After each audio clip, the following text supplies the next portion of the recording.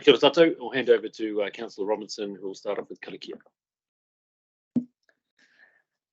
Whakatakati hau ki te uru, whakatakati hau ki te tonga. Kia makinikina ki uta, kia matara para ki tai. E he aka ana te atu kora. He teo he puka he ho hu. Te o mori ora. Mauri ora, tēnā koe, Councillor Robinson, nei te mihi atu kia koe, i whakatūwhera nei te hui, i tēnei ata, te hui me te toi tū takoro, me te toi tū whāne, pai ki kite i a koutou i tēnei rā, ei hara mai ki te kōrero e pāna, tiaki a papatunuku, tiaki i ngā wai e rere, mai i ngā mauka, tai atu ki ngā tai maha nui, ngā reira, tēnā koutou, nau mai, hoki mai. Welcome everyone to the Water and Land Committee, our hui tuatoru, our third meeting. Good to see everyone here today. And I'd like to also welcome here Bill Thomas, the chair of Ashburton Zone Committee. Also online, I think we're going to have Chris Konings, deputy chair of Orari Te Muka Opihi Pari Ora Zone Committee. We'll also have Andrew Oliver, the zone facilitator for the Upper Waitaki Zone Committee, and also Michael McMillan later on for the chair of the Lower Waitaki Zone Committee when we have our papers regarding those zones. Also, welcome everyone else here today. Nō reira, tēnā koutou, nau mai, hoki mai ki konei.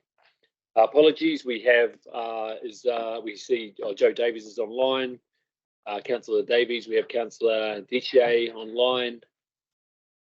Yeah, and also a late apology for Councillor McKenzie. And Councillor Ward is a very apologetic not to be here. Conflicts of interest? None.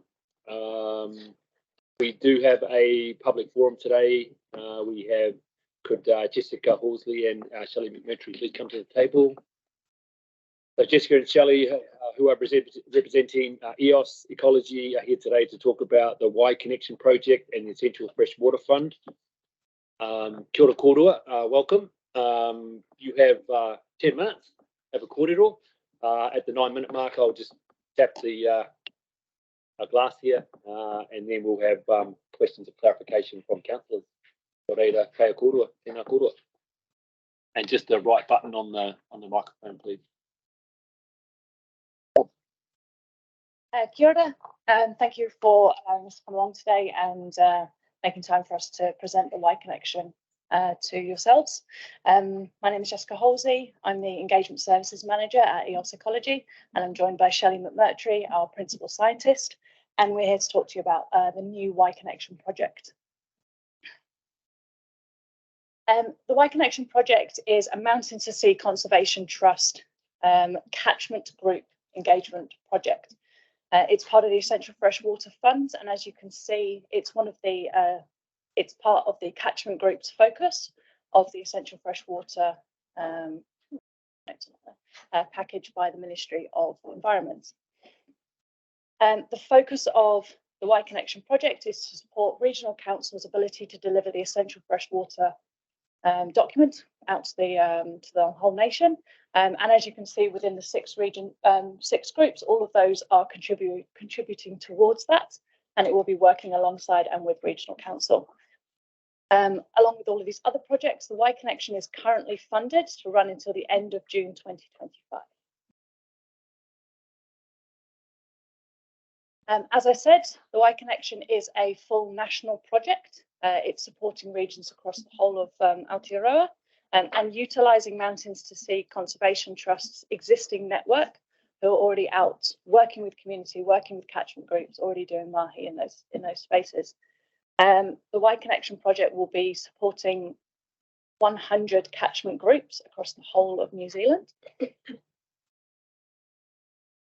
And yeah, so the Y Connection project is kind of split into two realms. There's the national support, which is being supported by Mountain Sea Conservation Trust and also EOS Ecology, and then it's broken down into the regional support. So within the national support, Mountain Sea Conservation Trust is supporting delivery across, supporting everyone as they're going along, and also reporting and working with the ministry. We feel really lucky at EOS Ecology. We're actually going to be part of the national support and providing science, GIS, mapping, and graphic and design support for the whole of New Zealand. And that team will be led by Shelley McMurtry. And we're also, as part of that, we're developing a Y Connection website and also a database that's going to collect all of the citizen science data that's collected across the region and present it, but from a community focus. So it's for the community as opposed to just for the Y Connection. For those of you who don't know, I know some of you do. We've seen some friendly faces here today, which is always lovely. But EOS Ecology is EOS Ecology has been providing expertise in surface water ecology, public engagement, and science communication. Since 2001, our team of scientists and science communicators have worked towards environmental improvement with government, consultants, and industry around New Zealand. We've also used our expertise to educate and engage. We've developed science programs, community programs, citizen science, and in-school programs across Canterbury. We've also had a working relationship with Mountain Sea Conservation Trust since 2016, and EOS Ecology has actually been part of the development of this project since it first kind of came into thought about 18 months ago, and has helped the entire way up until the deed was finally signed more or less about a month ago. So as I said, it's split into two zones. We've got the national support and then the regional support, which is going across the whole of New Zealand. So the support within Canterbury, I'm going to be the Y Connections regional manager overseeing the support within Canterbury. And Canterbury is going to be split up into north, mid and south. We're then and currently in the process of hiring 3 sub-regional coordinators whose role is specifically within that zone they're working in. So there will be a north coordinator who will be working in that north area, connecting with catchment groups there. In Canterbury, we have the ability to support 15 catchment groups, which, as you can imagine, doesn't sound like an awful lot. But each catchment coordinator will be in charge of 5 catchment groups within their area. And we're also going to be providing technical science and engagement support across the whole region.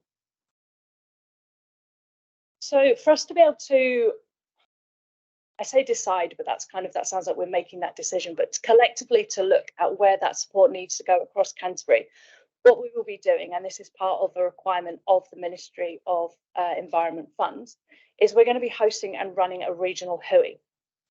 The purpose of that is to bring together iwi, hapu, regional council, district councils, project partners together in one room, the people who've got that overview of everything that's going on in Canterbury, and collectively look at where we think those priority catchments are and where we think that support needs to go.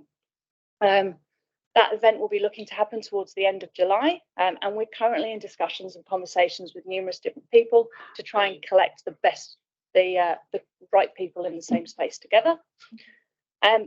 Once that regional hui has happened, we're then going to be creating a regional needs assessment. So we're not deciding the catchment groups there and then.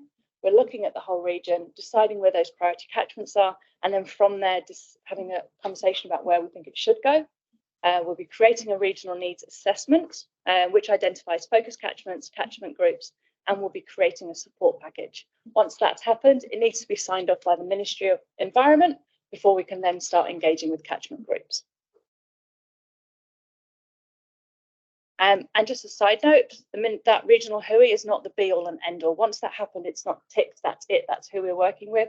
There's the opportunity to change and adapt as we see new things coming along. Any big changes will need sign off by the ministry, but we want to see what's actually going on out there and where the help needs to go.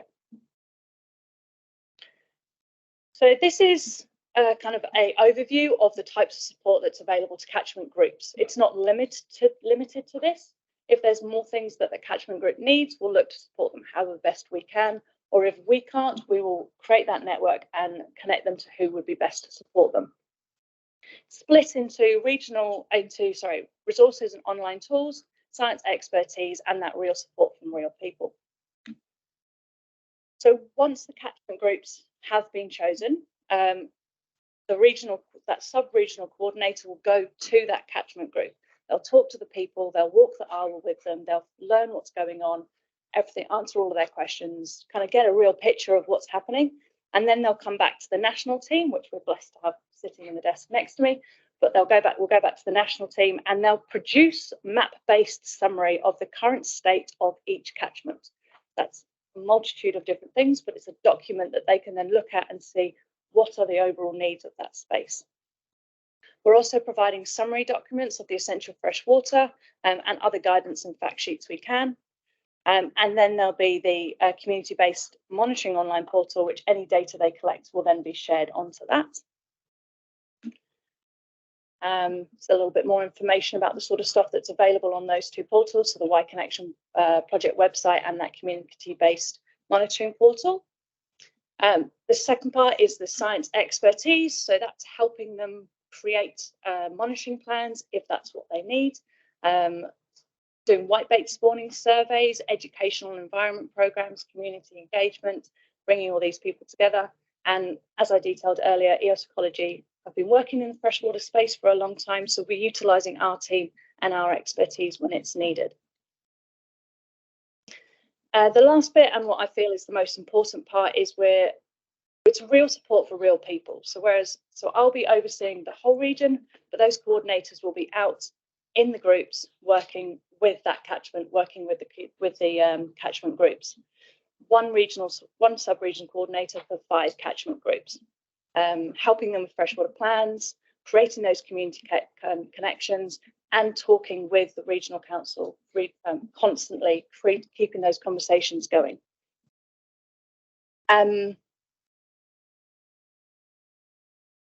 Finally, not everything is included in this as much as we would like to.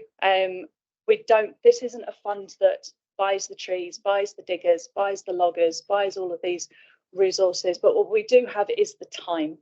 And we've also got the ability and expertise to help people provide funding if they want to get trees and if they want to do plans and things like that. And finally, this is myself, and this is Shelley. What we have done is created a survey, which we're sending out to catchment groups now to just find out what information they need, where they currently are, and if and how they would like support. Kia ora, thank you again so much for having us here today. Kia ora. Kōrua, nei te mea te kia kōrua hara mai, kōrua tēnei. Thank you both for coming. I'll just open up for points of clarification. Councillor Mackay and then Councillor Sunknall. Thank you very much for the presentation to us. Look, I know that there's quite a need out there for some advice and direction and help in our catchment groups and in, improving the environment.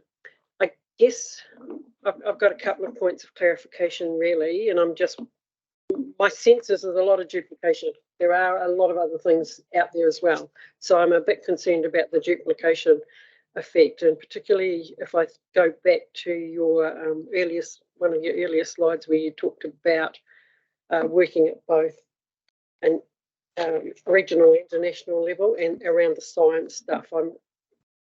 How does that fit in with the work that, for example, a regional council is getting? Because you talked about that being quite a strong relationship. So I'm just a bit concerned that there might be some duplication. We've only got so many dollars and we want to make sure we're spending it in the right place.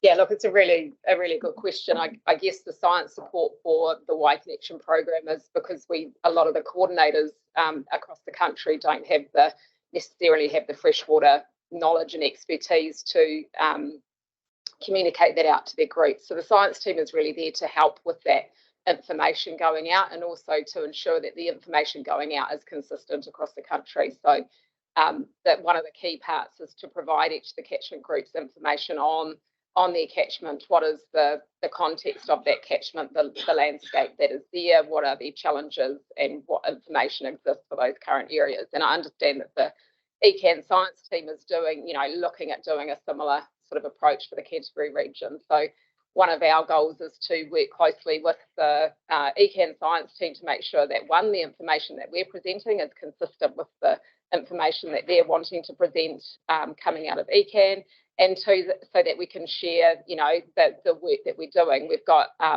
budget for, I think it's 3 GIS people and 3 scientists to be working on this, so we can push out, obviously we have to push out that information across the country, but we're also here to support the regional council. So wanting to make sure that the work we're doing is not doubling up on what they are doing, but also that we can support them, and if there's stuff that we can do for them that we can use and they can use, then I think that's a win-win for everybody.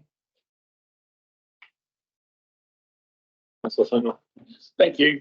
Thank you for the presentation. I guess mine's a follow-up. If I think about the CWMS and the zone committees and the work that's already happening in that space, I do have a wee bit of a fear of a doubling up. We have so much science, so much knowledge, investment in those communities, the genesis of catchment groups and other collectives coming together.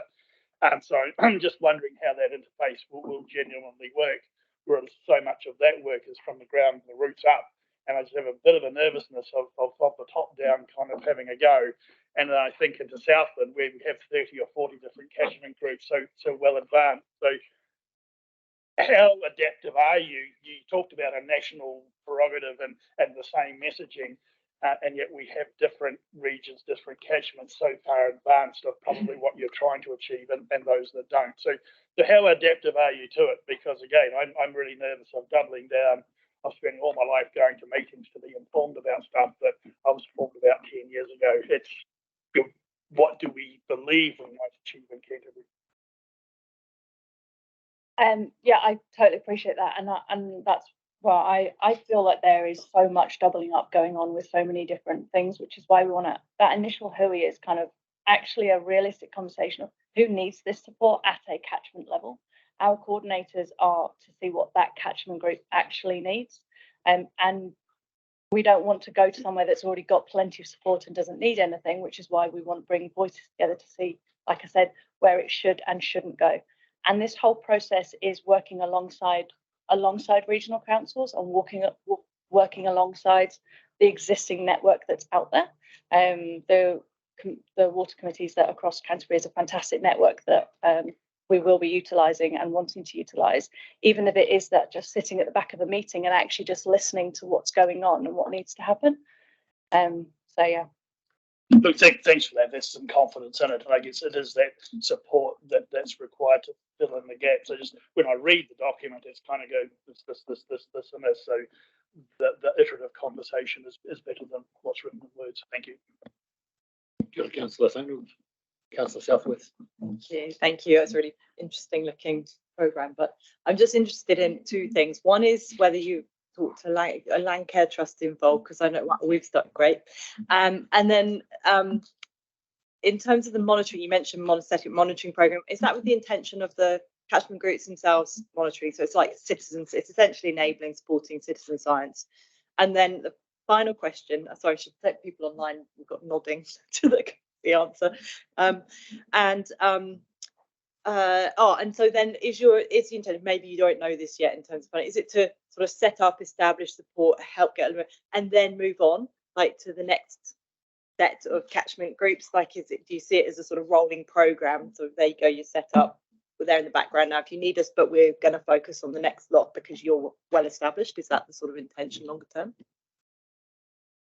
I mean, like I said, this programme is only funded currently until June 2025. But the team that we're creating, our sub-regional coordinators, they'll have their 5 catchments and they'll support them for the duration of the programme, however much support they need for it.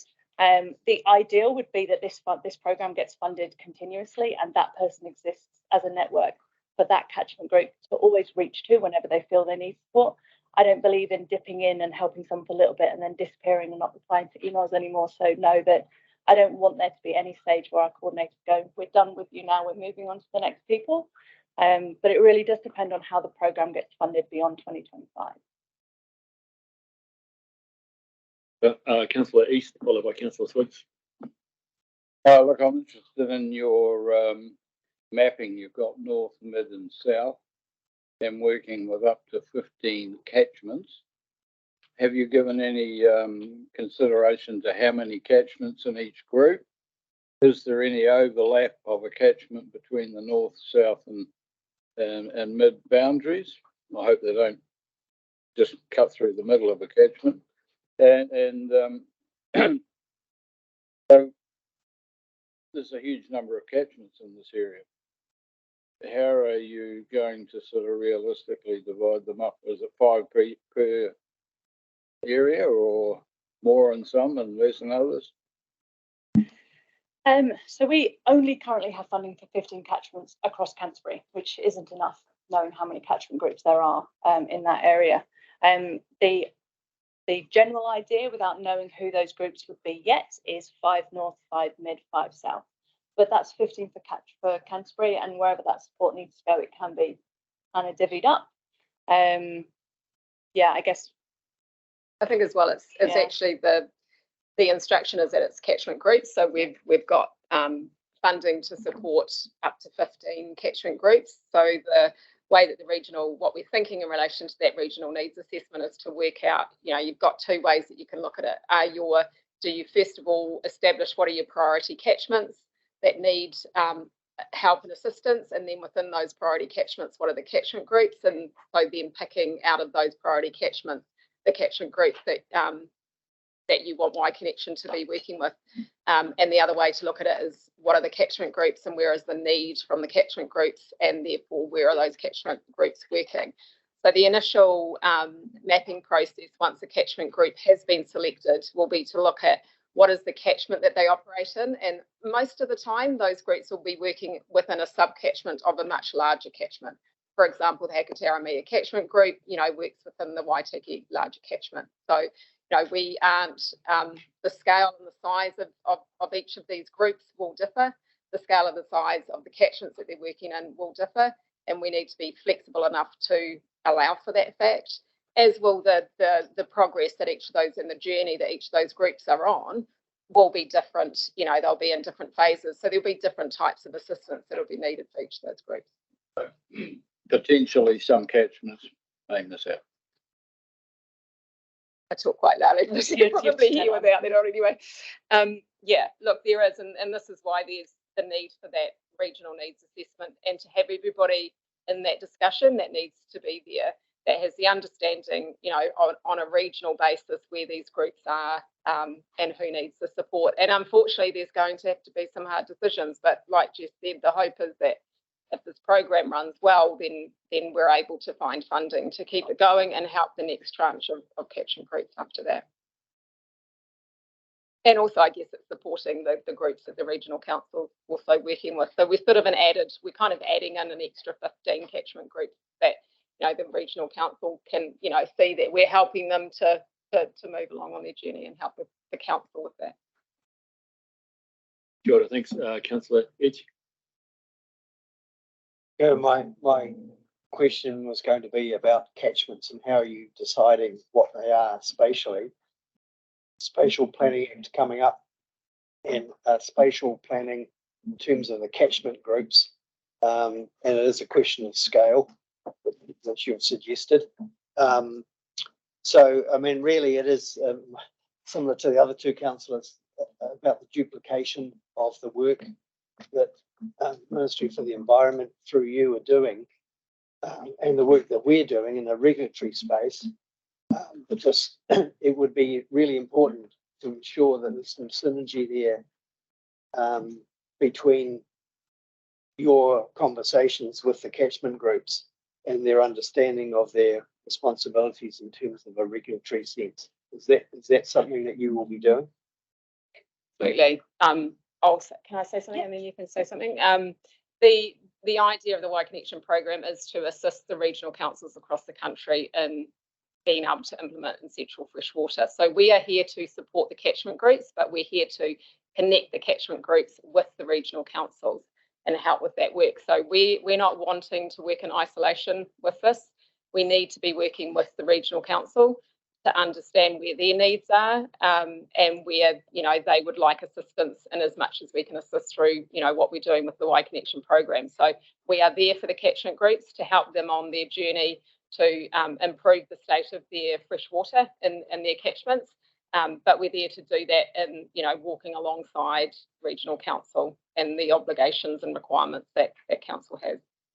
And just to add to that, we've already had a couple of meetings with ECAN. We've been to AHU, the New Zealand Land Care Trust, We're already starting those conversations and connecting as best we can at this stage with all of the right people. I've got a long list of people I'm currently emailing from conversations. So we're bringing everyone along, and we don't want to at any point step on anyone's toes. Good. Just carrying on from that, I think Councillor Pauling's got a question. Yeah, kia ora, Jessica, Shelley. Hey, looks like an awesome program, actually. I know, yeah, from the responses, you know, obviously working with our team here to make sure we get those connections and don't duplicate. One area that, of course, you know, ECAN's trying to been working on for the last few years is in the Mātauranga Māori space. And so I'm just wondering if you have connected with our team on that as well, and got any ideas about how you're going to progress that?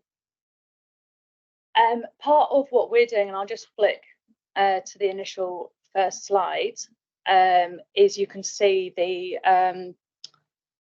it's not on there, apologies, but we're doing part of the New Zealand Landcare Trust. They're creating these ACE modules, and that's kind of training that all of our catchment coordinators will be going through, and a training that's available to catchment groups who kind of have someone who's managing like maybe a collective or something like that. And the elements of training through that Mātauranga Māori is integrated throughout that the whole way through, and that'll involve a 2-day workshop as well. So going out and, you know, the integration of that within what we're doing. In regards to who we've already connected with in ECAN, I'm not sure we've actually specifically Mātauranga Māori connection. No, but in terms of we've initially been talking, just early conversations with Steve Carrick in relation to who we need to be connecting with. Yeah. So he's suggested that we have a catch up with Janine and Rapiki, I think it is, to find out. We need some guidance on who we should be actually making those connections with, because, you know, we're not iwi and we can't speak for iwi, but in terms of understanding who we should be, you know, talking to and making sure that we're making the right, you know, we are talking to the appropriate people. So if there's any assistance that if we could knock on your door, Craig, and have a conversation around that as well, would be really useful.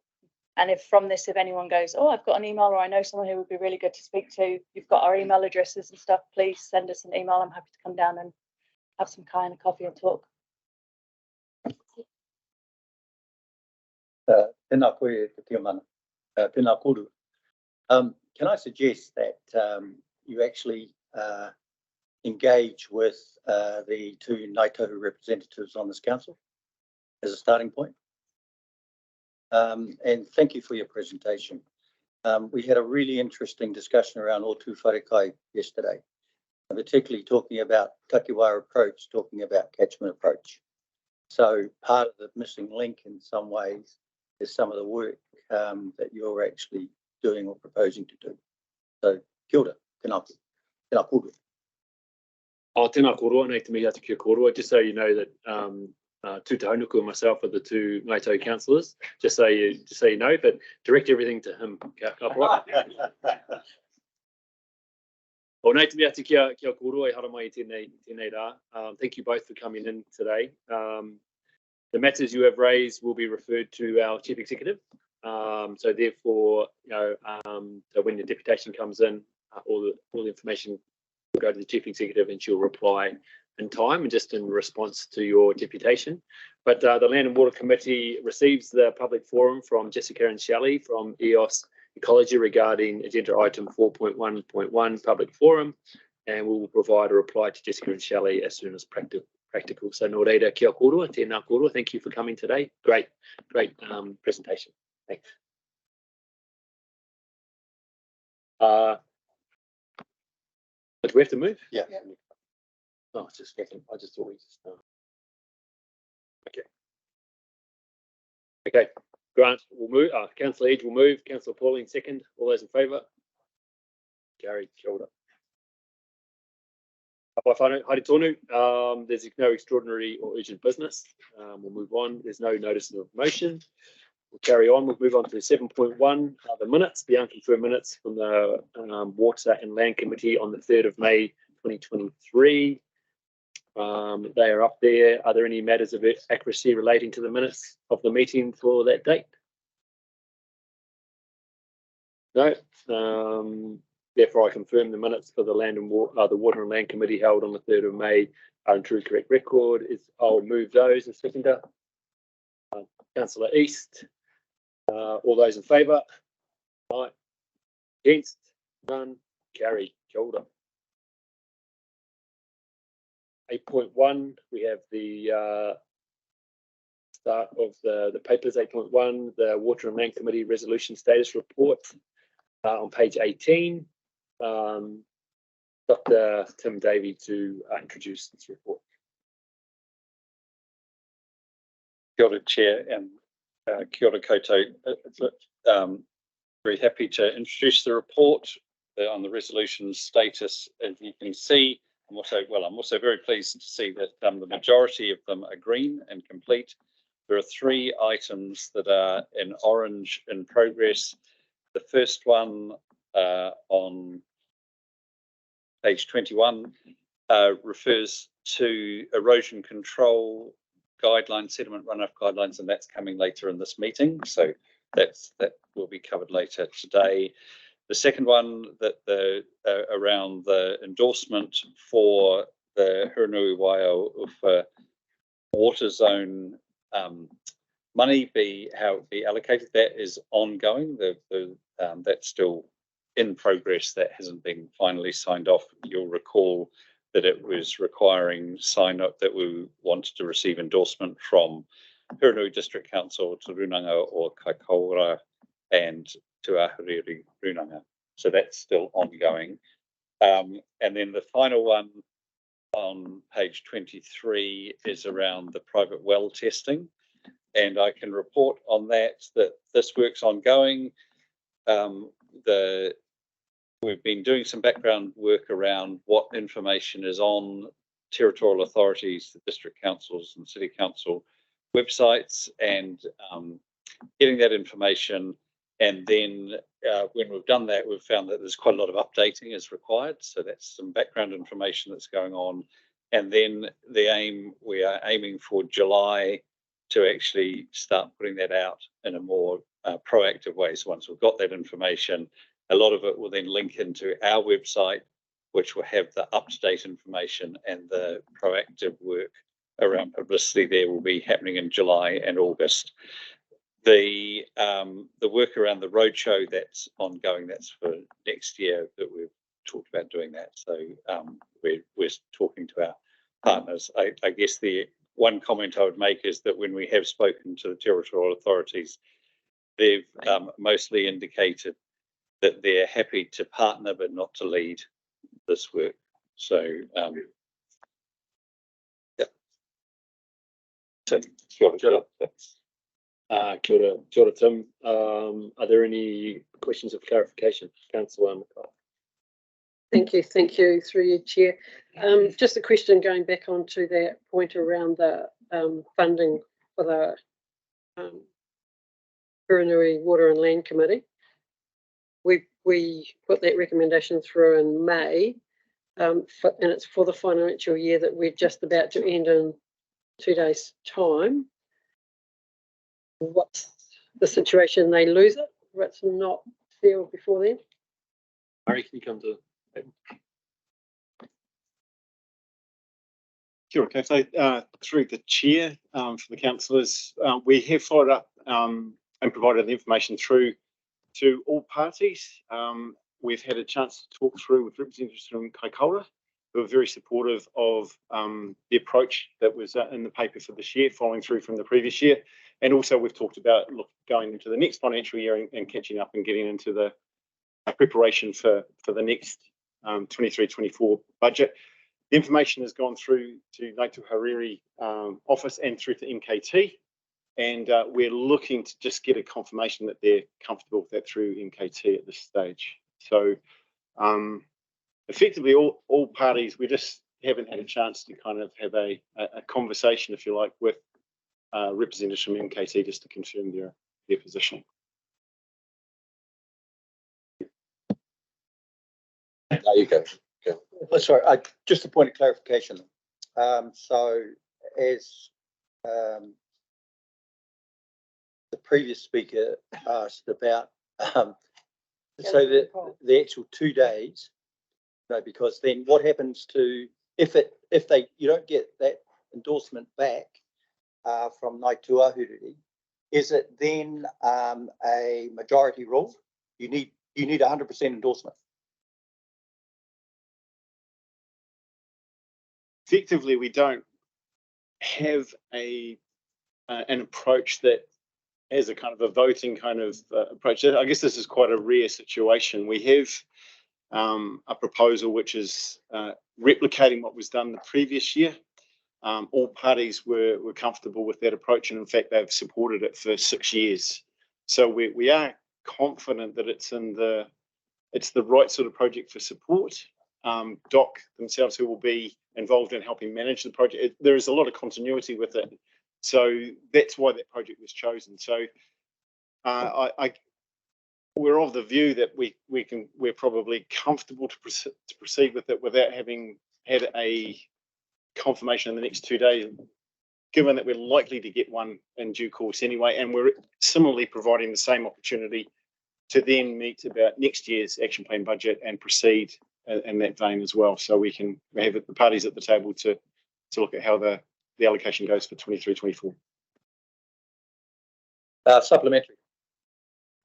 So just to be clear, the funding for this round, what happens to it then? Does it go into the next? No.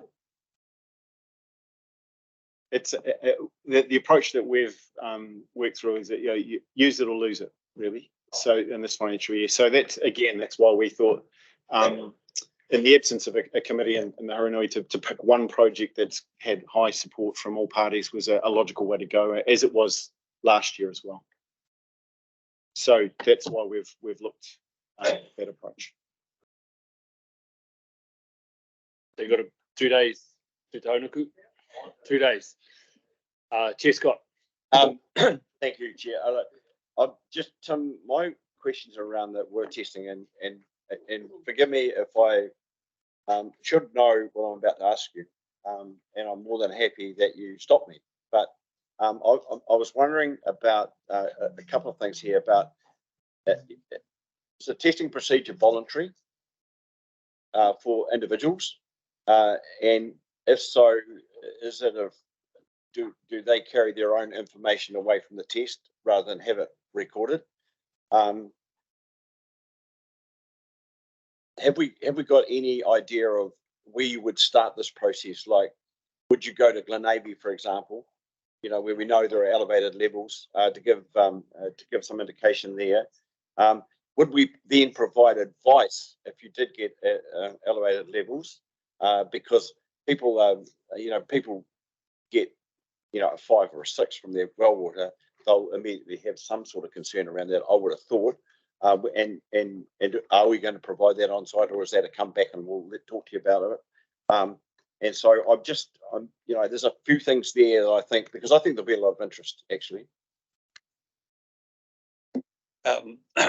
Through you, Chair, the absolute design of it hasn't been done yet, so some of those details aren't there, but it's certainly not compulsory. It's voluntary. When we have run these in the past, yes, we've had information there for people. One of the reasons for ensuring that we're doing it with our partners is, and one of the partners being Te Whatu Ora, is that we're not health experts. So, when we're providing that information, we want to be clear on what we are providing. So if it's written information, we make sure that makes sense and it's sensible from the health perspective as well as environmental perspective. And then if it's advice on the ground, which often it is, it's people talking there, we have people there, then again, that we're giving the right advice. A bit more on that. So is it your advice that will come back? This is how we're going to do that to us? That's correct. That's what we would be talking about. That's what we're investigating. So, and sorry, because you did ask the question about where we would start. That's part of the advice that would come back. But it certainly makes sense to go to areas that we know there have been issues and there are issues. Councillor Southwood. Yeah, two well, either questions or comments if can't answer them here now. But one is that I suspect there'll be questions when there is elevated nitrate about the best technique to then remove it from your drinking water. We certainly, and I know there's some ones that there's a few options. If we're able to give some advice around that, and I have in the past, Taumata Arawai might be well placed because it's something that's a national sort of question. And then the other one I know in our subsequent paper here, E. coli is also something that seems to be cropping up more in our water. And I believe that there are some sort of interactions between when you have not elevated nitrates and E. coli, there's sort of like potentially worse outcomes. So is that something that we're looking at? And if not, like, I mean, that's with the blue baby syndrome, for example. If E. coli is more present, pathogens are more present, and there's a greater risk, is my understanding. But I'm certainly not a health expert, and I can see Lisa is in the back of the room, who again isn't a health expert but does know more about it than I do for sure. I think look, I think the critical thing I'd say is that what you suggested about the information, the supplementary information on how to treat it, is the same as the health type of information. We get that advice, make sure that we've got the right advice for a roadshow or however it's being done. Kia ora tātou, kia ora Tim. Thank you for that. You may step away.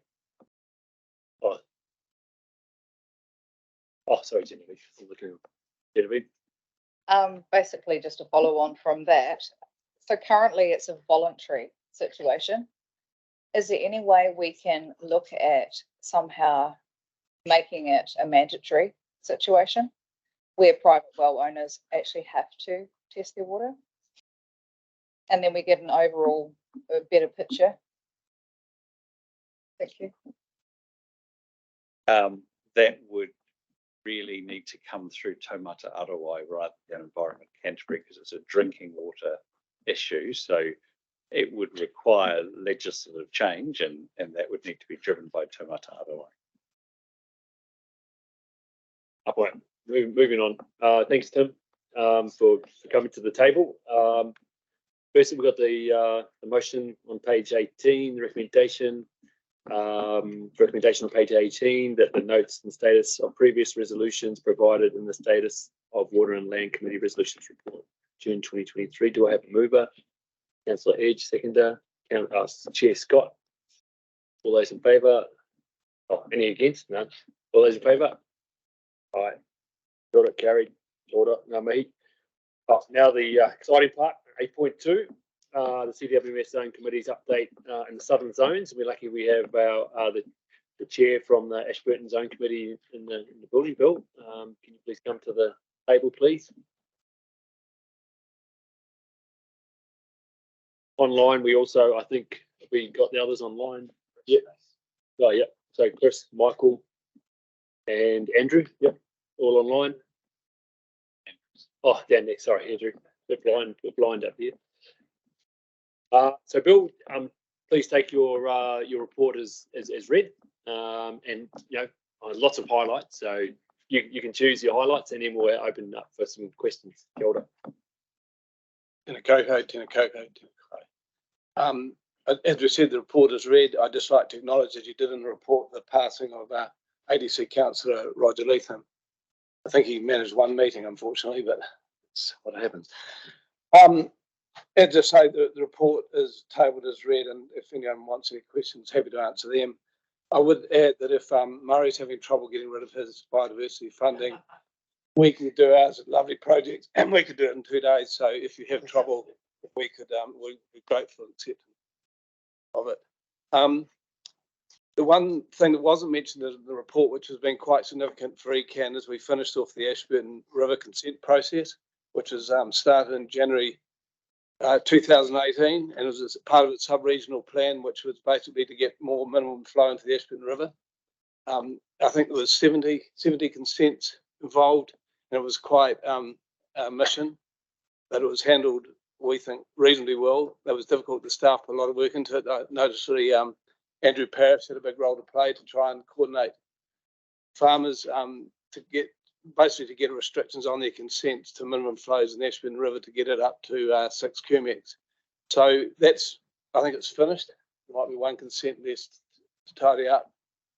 And we should see the benefits of that by hopefully July this year. So obviously it's winter, but so I'll be interested to see if that has worked. But that's an example of what's going through. The biodiversity funding that we received from ECAN, and which we're very grateful for, has been successful. And I think our best example was interesting hearing the two ladies talking about the EOY project, because we've got a very successful catchment collector for Canterbury. I think there's probably 9 or 10 already.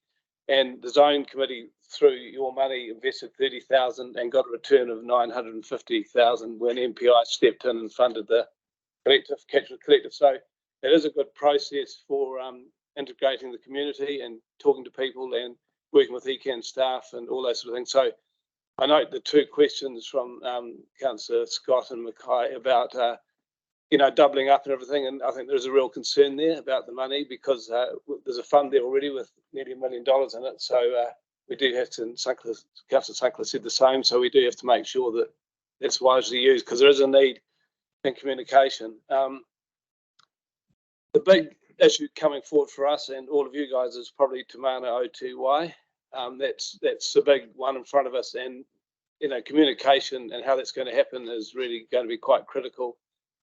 We haven't felt that we've been engaged too much, thought a wee bit out of it, but recently have engaged with Cam Smith from your group here, who's been very good with Andrew Parrish, and they came and talked to our meeting on Tuesday and outlined what they had envisaged, which is good, but I think it starts pretty quick with consultants, so it's quite a fast process. And one of the key drivers is obviously this water, nitrates in water from 6.9 to 2 point, whatever the figure is, which is going to be a big ask. And some water is there already, some's miles away. So how you work out to get through all that, I'm not sure. And that will be a process that we'll watch with interest.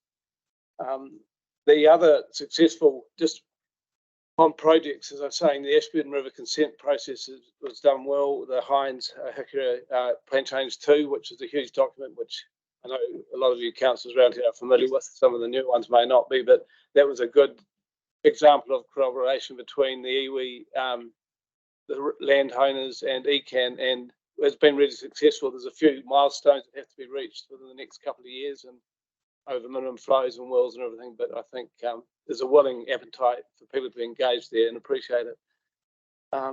That's probably the main thing. I'd like to also express my gratitude to David Moore, who's been to IC for nearly 6 years now, is it? Or, yeah, nearly. When he started coming from the Public Health Service, I thought, this could be interesting, but he's turned out to be really good and thorough. And I thought the same thing.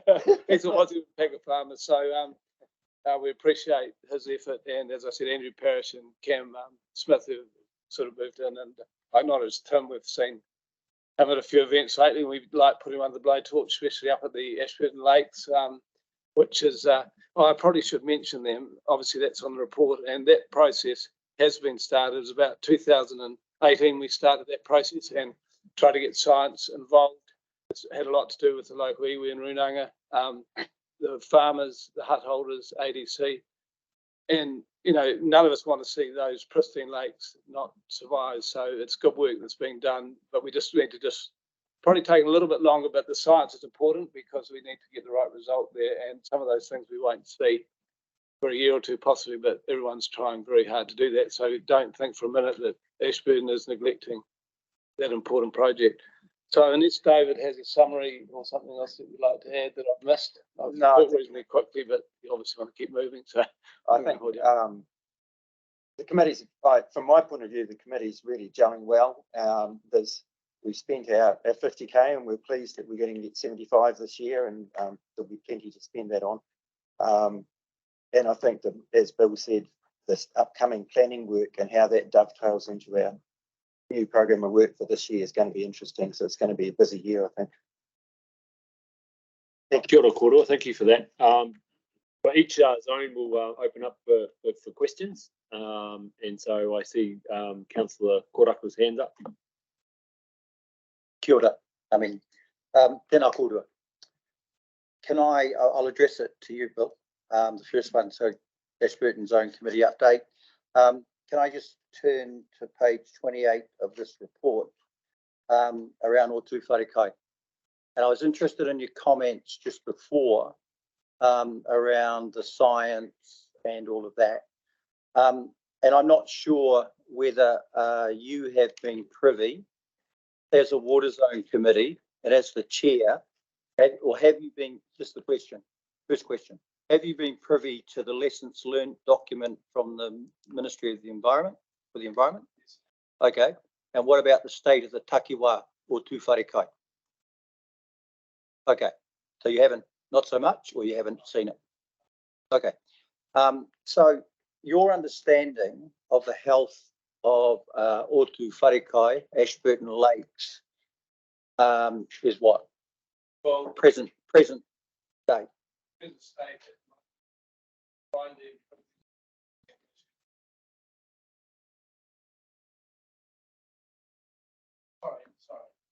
Sorry. Yeah, I'm familiar with the state that it's in at the present, and that they've been negotiating with various parties to try and improve it. So, yeah. So, that first report from the Ministry of the Environment, yeah, which lessons learned. And so, let me just give you a bit of an update from the state of the takiwā report, okay, which is actually a report that was developed and it was presented. And I understand, why you probably haven't seen it. But when you talk about the lakes, there's only one lake out of 16 that has actually come through and looking to either, the only one that's improving. That's the first thing. The second thing is that there was sort of various things that happened, but back in 2007, so for 16 years, this whole thing about Otu Wharekai and the Ashburton Lakes, it was started back then by Kelly Davis in some ways, and then mana whenua were continually telling councils about the incredible loss of Māori within the lakes and in that whole kind of area. And there were things that were done, I understand that. But I just think that your report and the pop-up open day and all of this thing, though, is actually should be more, the elaboration there is actually, when you look at it, the health, the cultural health has shown that it has diminished since 2010. And then the other part of it is looking at the Ministry for the Environment's report. Right. Now, with Ian McKenzie and myself, I mean, I understand the fact is that everyone's trying to actually make some sense of the science, which is actually that whole middle ground thing of what to do. But what's the Ashburton Water Zone Committee's, what's your idea of how this thing could actually move forward? Because one of the things about the lake, the one that's improved, it's that it's actually proven that they've actually has less intensified farming on it, particularly dairying. So what's your middle ground on how? Well, it's a very good question. I don't think there's too much dairying up in those three lakes we're talking about, but farming obviously has had an effect on what's happened there, and some of that land was developed at different stages. As you say, 2018 was probably when the zone committee really started getting involved, and of all those things, when you're dealing with the community, we do need some science, and I know it takes time, and we're not using that to try and slow the process down or not, because I think the farmers in that area are taking responsibility. They do realise it's a problem, and they realise that things will have to change. What sort of landscape we want up there in the future? Do we want just a barren landscape with 3 lakes sitting there, or do we want a vibrant landscape that is not polluting the area and doing a good job? Because you've got Lake Clamp and Clearwater, which are good recreational lakes, which everyone enjoys.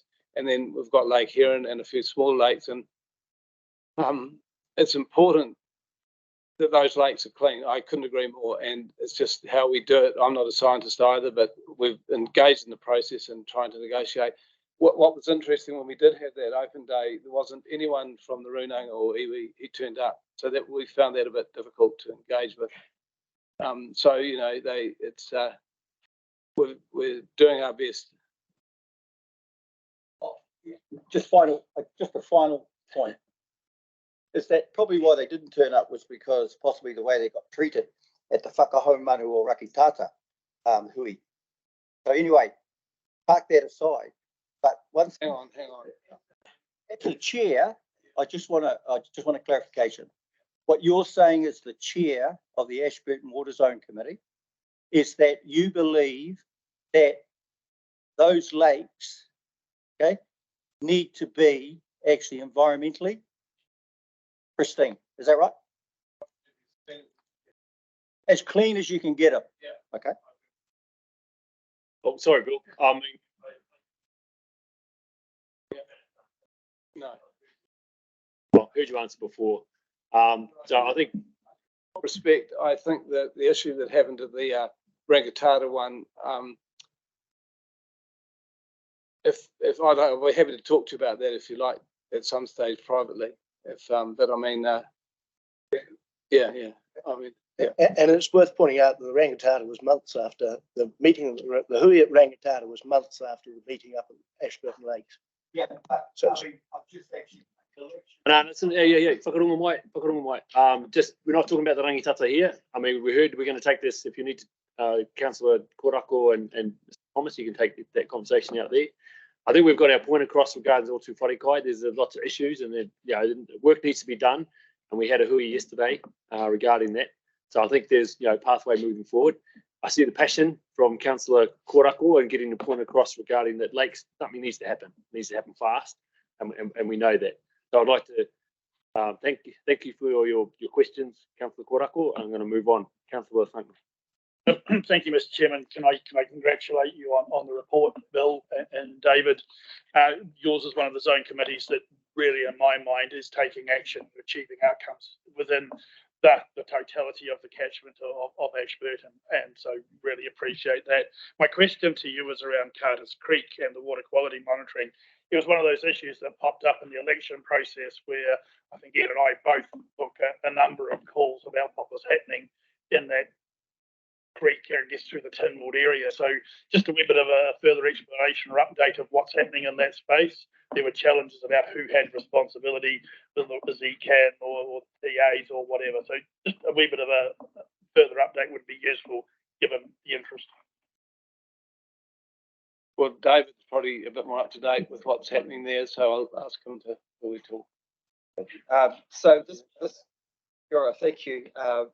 Carter's Creek issues with Carter's Creek have been around for a long time, and there's been issues when I first came onto this helping the zone committee where lots of rubbish was removed from the creek, and that raised the profile a bit. There are various landowners. It runs through Tinwood, so there's got urban, it's got rural, it's got lifestyle, and it's got the fact that it flows into Lake Hood, and so water quality issues in Carter's Creek affect the water quality in Lake Hood.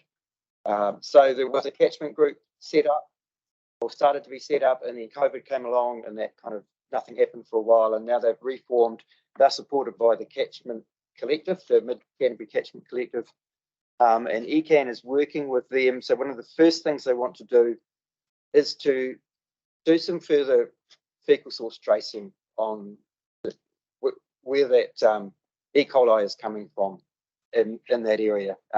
We know from testing a while ago that there is E. coli from ruminants, but also from humans, and so we need to track that down a bit further. So also Ashburton District Council are in the loop on that as well. There is potentially issues around fencing and compliance and that, and ECAN is looking at that. So ECAN's role is very much supporting. Some committees given them some money to get that further testing done, and ECAN will support them with that. Does that answer the question? Just add, the fencing of the stock waters should have been done, and I think it falls through a bit of a loophole that under 50 hectares or 40 hectares or something, and we've been on to, we talked to ECAN about that, so I think the compliance officers will take a firmer role there, because if we can't fence a bit of waterway off, it's not we certainly got that should have been done. Thank you. Sorry, John. Some of the challenges, I think, with that urban space of trees and congestion and rubbish and access and a bunch of those things, but I'm confident that you have a catchment group and a piece of work that's going on, so thank you. Kia ora, John. Councillor H. Oh, no, sorry, Councillor Burns. Tēnā kōrua. Thanks very much. I'm a new councillor and it was interesting to read the reports of what's the actions and issues down in the southern zone. So thank you. I found it very enlightening. I have a comment and a question. The comment would be under the Otawharakai lakes, you've put that you're keen to support actions of the working group however you can. I would just remind everyone here, when the word pristine is used, it talks about an original condition and unspoiled. I think that's probably one of the best things that we could all do, is not call them pristine, because we all know there are issues. That's not to attribute blame or whatever, but it's at least saying they're not great. They're not as great as they might look. My question would be, can you tell us a wee bit about the education of your communities that's in, like generally? As relating to this, or just generally? No, well, the zone committee is meant to represent the community, and so like anything, it depends who puts their names up and wants to stand. And we have got a reasonably diverse group within our zone committee. Getting publicity, as you probably all know, is difficult. We don't have a social media presence as a zone committee, but ECAN do run a website which all the papers and board committees are put on. We do have, when there's an issue, we do get quite a bit of public to turn up, and we always invite them to speak and encourage that, in fact. So I think we're probably trying to get, we don't want to be looked as just a single focus committee. We're trying to get the public involved, and there's a bit of balance on the committee. I mean, you could always find more, but we do engage the public as best we can, even to moving some of our meetings off-site to a hall or a campground to try and encourage everyone to turn up so they don't feel intimidated sitting in a room with some people do. And we've had the Ashburton College turn up, and so I think we're getting a bit of engagement. We can always be better, but thanks for that. Again, it was very interesting and enlightening. Thanks. Chair Scott. Yeah, sorry, don't want to prolong this too long. It looks like you're on trial here, actually. But look, thanks for your effort, and you continue turning up, and you've been doing this for a long time. We're lucky to have you as the chair of that zone committee, and thank you, Dave, for the comprehensive nature of your report back on that. I guess the point I want to make is and we alluded to it when EOS would that money from MFB in terms of ecological support around the takiwā, and also the work that you're doing, and then you've been so successful with that catchment, setting up Angela and the catchment groups. I'd like your opinion on that, because it looks like it's getting, I've had one person say to me from another zone committee, oh, we've got $50,000 to give out, and that's not enough because the catchment group's got $1 million. So how do we navigate our way through that? We still need zone committees because they're the best the best network that we have across Canterbury to get our messages out. So don't get me wrong, but do you see the focus changing? do you just mean as in the amount of money, or are we just going to be a committee that gives out a bit of money, or what do you? No, my question is, how do we link all these things together and not get in each other's road? How we get the best, everyone get the best out of this, I guess. For example, that would be the previous presentation. They've obviously got big pockets and they're not sure where to go with it, because you'd think they would have negotiated with ECAN very early on, because if they can line up with the Catchment Collective group, which is Angela, then she manages, I think, 9 or 10. So we could use all that. They're only doing 15 in Canterbury, which is sort of kind of a joke. So we don't need to be giving out more funds than what we do, because otherwise it'll end up just as a committee that people lobby for, bits of money. And I think it's more important we try to educate the community and get everyone involved. I think that's where the zone fits in. And this OTY will be a big challenge, and I think everyone, all hands to the pump, because it's going to have some big effects, which we've got to try and make work. So I think that's more our role, communication. So, thank you. Kia ora, Bill. Thanks for that. Councillor Robinson. No, I think that's us. Thank you, Bill. Thanks for coming up to us today and presenting on the zone. And as you kind of mentioned then, education, updating the community and making sure they understand the issues and especially what's coming down the line as well. So thank you very much, and you're welcome to stay, or you can. Well, I appreciate you spending the time and inviting us to come up, and I try to just put a bit of faith to it. But thanks to ECAM for the support. Kia ora, we'll move on to the OTOPs, Orari Temuka Opihi Pariora, and we have our councillor here, Councillor Swigs from that zone, and also we have Chris Conings online. You want to turn your camera on there, Chris? Kia ora, Chris. Good to see you. Same with Bill. You probably heard the good discussion, a few good questions. So take it as read. Highlights, and then we'll open up for questions. Kia ora. Kia ora koutou. Ko Chris Conings toko ingoa. We've got a bit of a new committee. There's been a lot of changes. I'm one of the new people. And so we've been focusing on gelling the group together and updating our priorities and processes and tweaking our action plan goals, so that you'll see that in there. We still have managed to fulfill our goal of giving out all the money. We have probably there's one question on my mind that is part of our interaction with the community and how we appear to them. Yes, we have the ECAN website, and that's all great. We were wondering whether we needed to have our own logo, or whether there's going to be a zone committee logo, and then we just put our name at the bottom, just so that we can raise our public profile, so that we can get a bit more engagement. We want to make the most of the engagement that we can, as far as the activities that we do, so there is some recognition. So I'm part of the Waitarikau community engagement process, which involves Timaru District Council, ECAN and DOC, and Arowhenua and us, but we're the only ones that don't seem to have a logo at the bottom of all their advertising. So it was just a way of,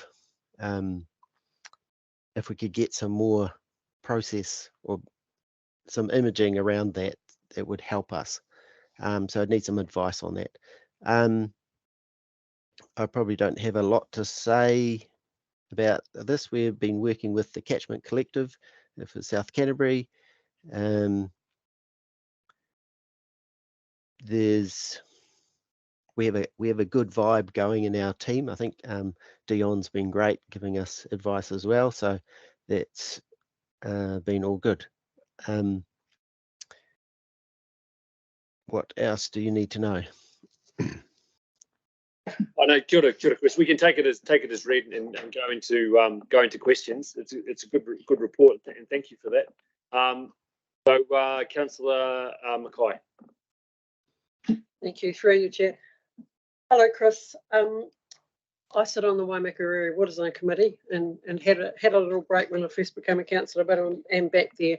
So I do accept that the logo question is raised quite frequently, and I think that it was raised reasonably frequently at our zone committee and likely to come up.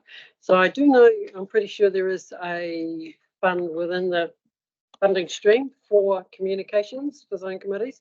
That's yes. Probably something that, yeah, if we keep making lots of noise, we might get there. So just supporting that. Just one question though, and I'm not sure whether you will be able to answer it, or whether staff may be able to answer it. With regard to the Opoa Water biodiversity plan that they have for their shareholders, it suggests that there's quite a substantial amount of area covered of 35,000 hectares. Do you have a sense of what percentage of the shareholders? Is that all their shareholders have actually got plans in place now, or is there still a bit of work to be done there? When they applied, it was a bit more general. I know that we asked them a number of questions and asked them to focus that more, and so that it's actually just a few particular farms that they're doing particular projects with. So we're not just giving them money to give out willy-nilly as they see fit. It's for specific projects within what they're arranging with their farmers. So hopefully that answers that question. It's a lot more targeted. Thank you. Councillor Swiggs, anything? Just one. I'll just say thank you to the work of the new chair and the deputy chair. Obviously, it's bringing everything together, and the work from Andrew as well. There's quite a lot going on. I think one thing you didn't talk about was the work of the wash type review.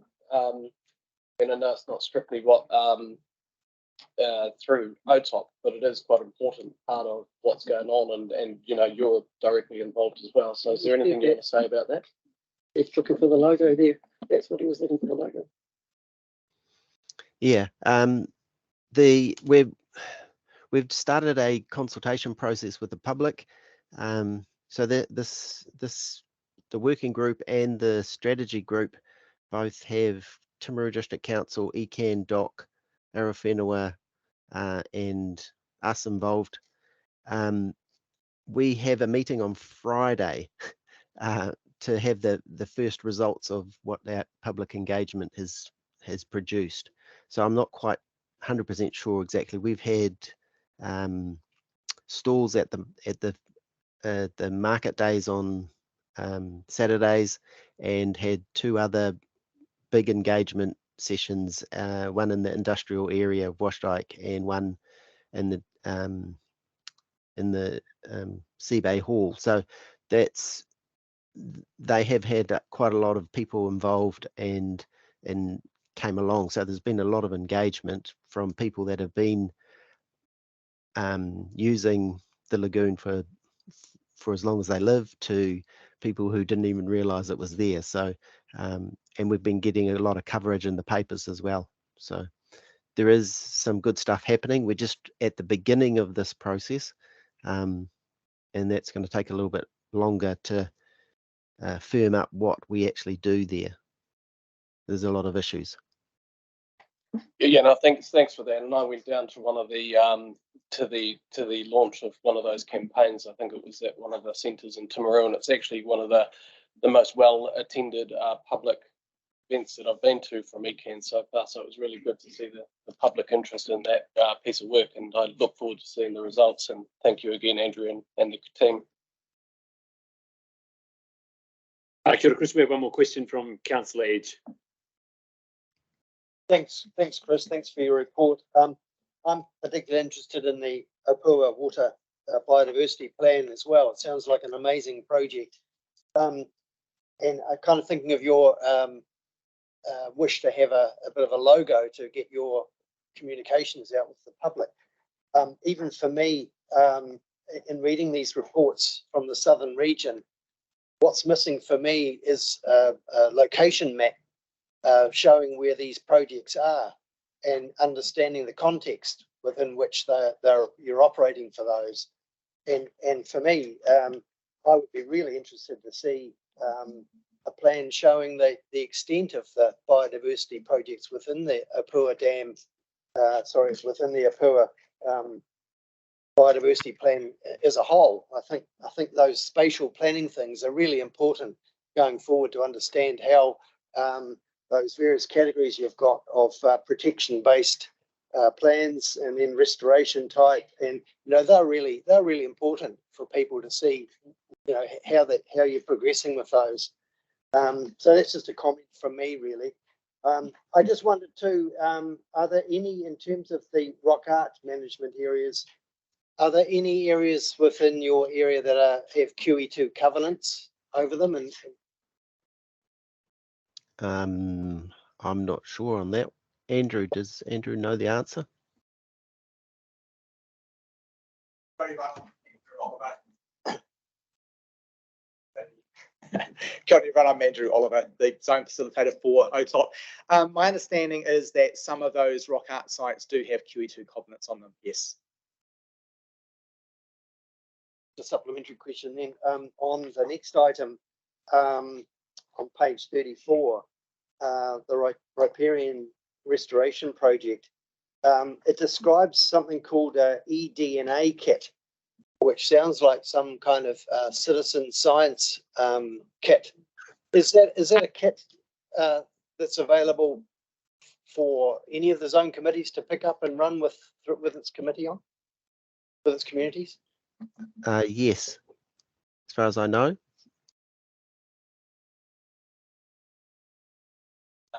Yeah, look, I can answer that. It's an environmental DNA kit.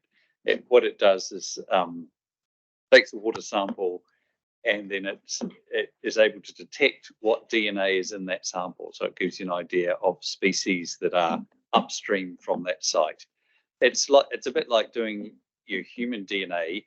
It needs a bit of interpretation. It's not a simple thing to be able to interpret, but it is meant as a citizen science type of approach. So yes, it is what it's for. Got it. Last one, Councillor Burns. Kia ora. My eyesight's so bad, I thought, God, those wilding pines look really bad in the background where you are. But look, really, I don't have a question other than to say thank you, and it's really good to see that, as you mentioned, being new, that you're contributing, and yeah, really good that you're getting support from a council here as well. Thank you. The picture's not from New Zealand. Councillor Korako, do you have a question? Kia ora, Chris. Hey, Kia ora. I'm just mindful of the last comment, one of the last ones from Ashburton's Water Zone Committee. And I'd be interested in probably, a comment from you. And it actually also comes back to the fact around the funding for water zone committees, compared to, so 50K and compared to sort of catchment groups, which is $1 million. So what is the feeling? I mean, do you feel as if the catchment groups are kind of overtaking or taking over the water zone committees? Which would probably make a bit of sense. If you got more money, you can do more things. Yeah, I'd just be interested in a comment from you and your water zone committee, if that's the kind of feeling or consensus. That's a leading question. A leading question, yes. No, I don't think we are being. Don't think we feel like we're being overtaken. I think we're working with and supporting them. There is more catchment groups that are not up and running properly yet that we can still help. So, but we've only got limited people, so we can only do so much in one go. So we're quite involved with the Waitarikau catchment at the moment, as well as we can see from from up Burke's Pass and the Opihi. So we have a lot going on. There can be a lot more. Okay, so more collaboration, closer collaboration. Yes. That's what you're saying. Yes. Okay. Yeah. Thank you. Councillor Sagnall. Thank you. This is a question to Tim Davey. I know in other conversations I've had around eDNA and testing, there's been some reluctance with Runanga and some nervousness about the life or the processes. Has that been clarified? So I know I've genuinely sat in processes where some Runanga have gone, we're not sure about this and we're not happy. So we've just said, yeah, we're all doing it, but I'm well aware of some of those conversations that have been had when I've been in a room. I'm just wondering. I'm not sure I can answer that, actually. I don't know. I'll try and find out and get some information on it. But can I just make a comment about that? The report that Nook referred to before, which was the state of the Takawa for the Ashburton Lakes, used eDNA, which was done by the Arawhenua, AEC. So they were using eDNA there for their state of the Takawa report. So presumably, at least some of them are happy. John. Got to Councillor McKenzie for jumping in there. Chair Scott, do you have anything else? Otherwise, we're closing. Oh, just a wee bit uncomfortable with Councillor Karakia asking you that question, Chris, about because there are two separate issues here. One is that we have a statutory function and we're a joint committee with territorial authorities, and therefore the stuff that we deal with is different from the stuff that catchment committees deal with. Catchment committees are, in essence, communities that want to get involved and do things and have a different line of funding than what we can get. So I think Bill's answer actually was the best one that give there. So look, we applaud catchment committees, and I think we should keep zone committees the way they are. Kia ora, Chris. Any closing comment? Yeah, I think that catchment committees, we can't replace them. We need the catchment committees to do the work, and if the zone committee can help and fund them in a small way, then that's all good, so that we can just improve the quality of our rivers and streams. Kia ora, Chris. Nei te mihi atu ki a koe. Thank you for coming online and talking about the Porari Temuka Opihi Pariora Zone Committee. Very informative. So have a great afternoon. So thank you once again. Tēnā koe. We'll move on to the lower Waitaki here. We have our chair, Michael McMillan, online. Hopefully he can share his video. Tēnā koe, Michael. No mai hara mai. I wanganui a tātou I tēnei rā ki te kōrere whāna te awa rongonui ara te Waitaki, no reira tēnā koe. No mai hara mai. Kōrero mai. Open to you, Michael. I'll take the paper as read, highlights and any questions. Ai, ka pai. Kia ora koutou katoa, tēnei te mihi kia koutou. Nā whanaunga o nai tahu ki runga e te puari, tēnei te mihi kia koutou, nō reira tēnā koutou katoa. So yeah, just any questions, Pātai? Boy, Mark Manoiho, open up for any questions regarding the lower Waitaki.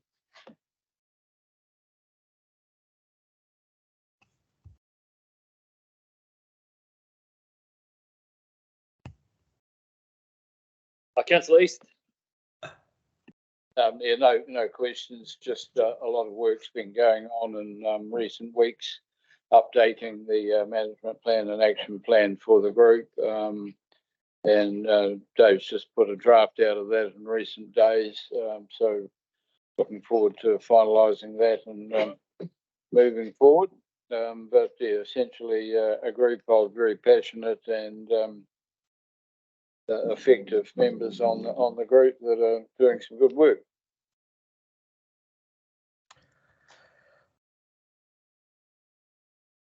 Cheers, Scott. Kia ora, Mike. Good to see you. I was just interested in the Glenavy water quality stuff and how much interaction the zone committee is having with that community, if any. I think most of the consultation has been done at the Strawberry Fair.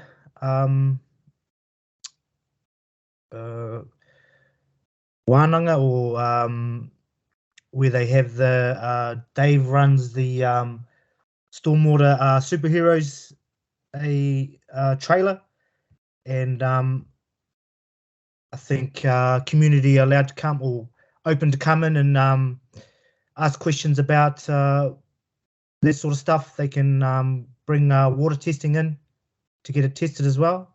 Is that right, Dave?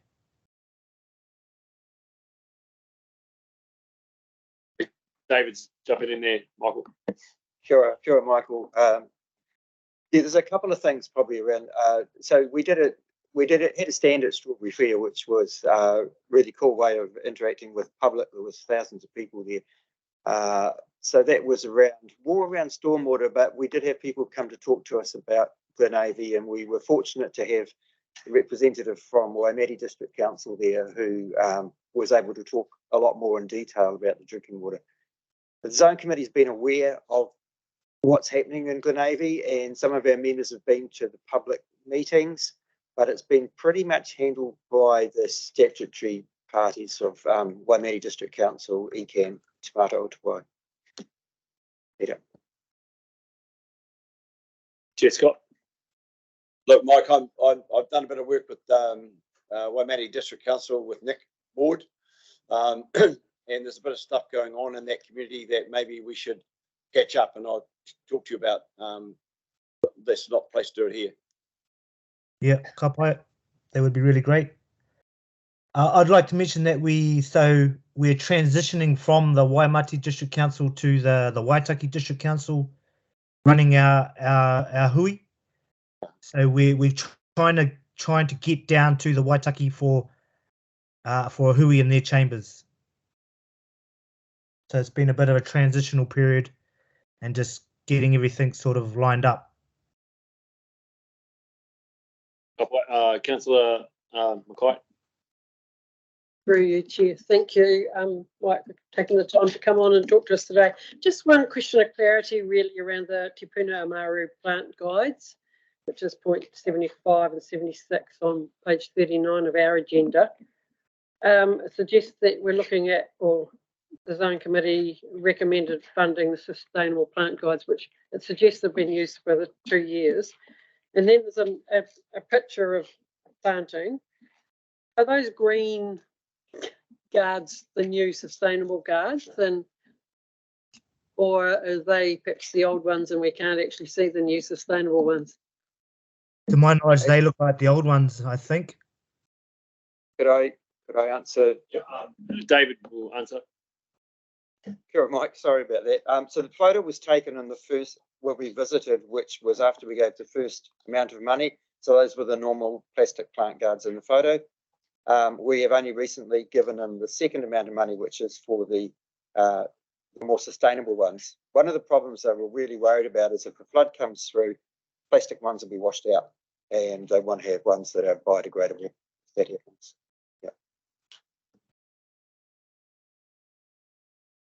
Hi, kia ora. Greg, do you want to answer anything about those guards? You're an expert on those. Kia ora, Mr. Chair. Yeah, no, I made the very same observation, Councillor Mackay, pointing to Councillor Edge here, but that's thank you for the response there. I was thinking that might be something that perhaps the combined zone committees could be looking at as far as their planting projects and for economies of scale, maybe looking at the planting options that they have and buying in bulk.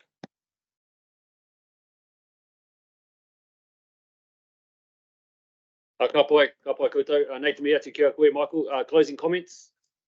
Michael?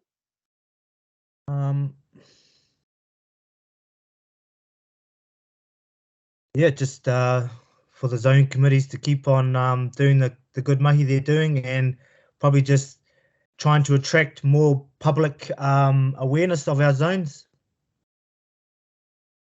I think that's a common thread about communication, education, and then getting out there and reporting and comms, etc. To the wider community. But thank you for giving up your time this morning to come online and talk about the Lower Waitaki. Nō reira kia koe e te hoa, nei te mihi ati kia koe, kia pai toa ai ki te hiki mai nei, nō reira tēnā koe, tēnā koe, tēnā koe. Kia ora whānau, we're going to carry on to the Upper Waitaki. We're going to call up, Andrew, come back to the table. Kia ora. You're talking on behalf of the Upper Waitaki as before. Great. Kia ora, everyone. Andrew Oliver, yes, zone facilitator for the Upper Waitaki Water Zone Committee. Sadly, Matt Bayliss can't be here today. However, I did speak with him yesterday. If you haven't met Matt, he's a very passionate man, really embraces his role in that chair space and indeed the community that he grew up in, and is incredibly, as I say, very passionate about, both from a cultural and an environmental perspective. There were 2 points Matt wanted to share with me, and in light of how the conversation's gone today too, I know there will be a third point he would have wanted to bring up as well. So the first point really just concerns the hangi that was held at Amarama Station in May. It had been on hold for a couple of years. This year allegedly was the largest on record, although that's not really the point that Matt would like to highlight. It's just the Matt has read the Te Maiharoa story concerning Te Maiharoa and his time up at Amarama, and how mana whenua were essentially evicted down the Waitaki Valley.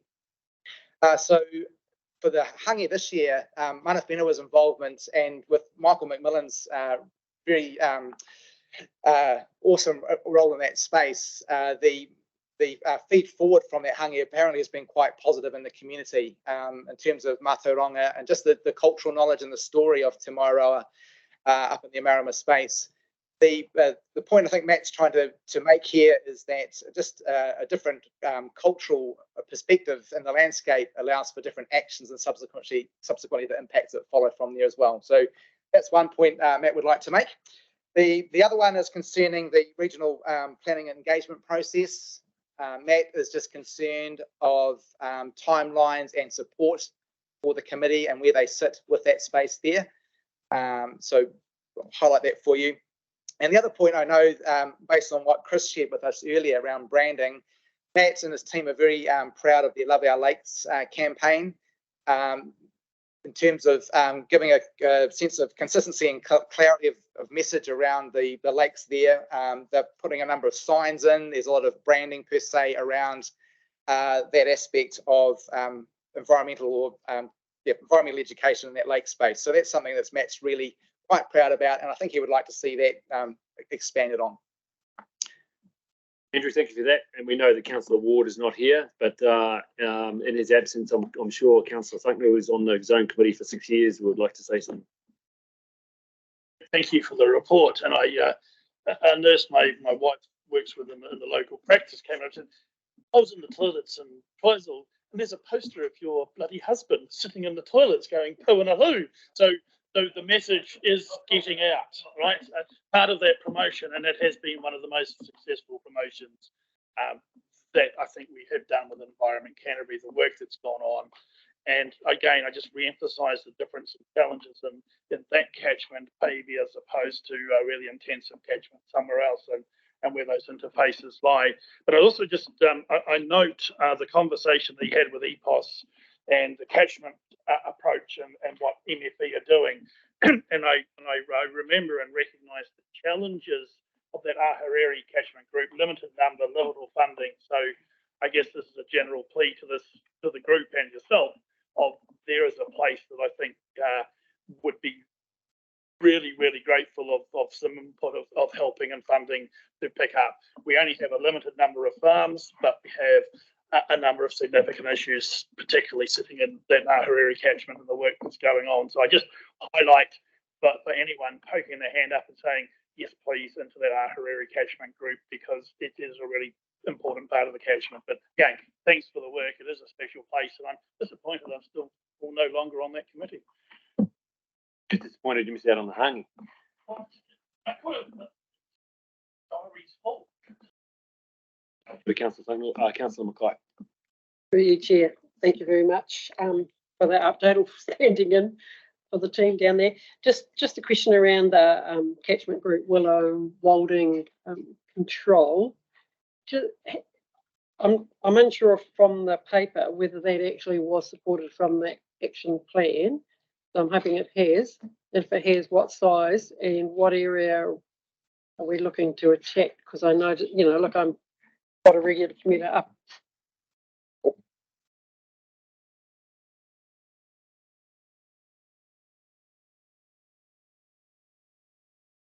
So actually, I just talked both those points. That Ahuriri catchment certainly seems to have been quite a focus for the committee for a number of years.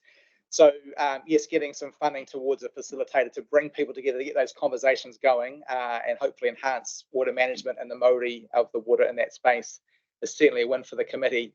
And part of that bringing people together too was around what to do with essentially, it was originally geese was their big issue.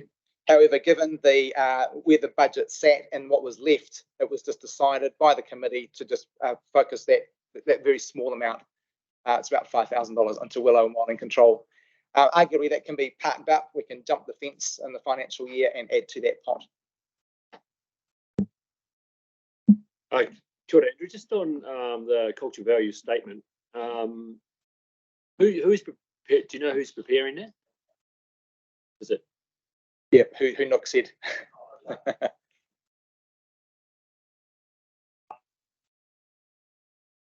So the grant agreement is until the end of next year, so it's 18-month period from the 1st of July this year.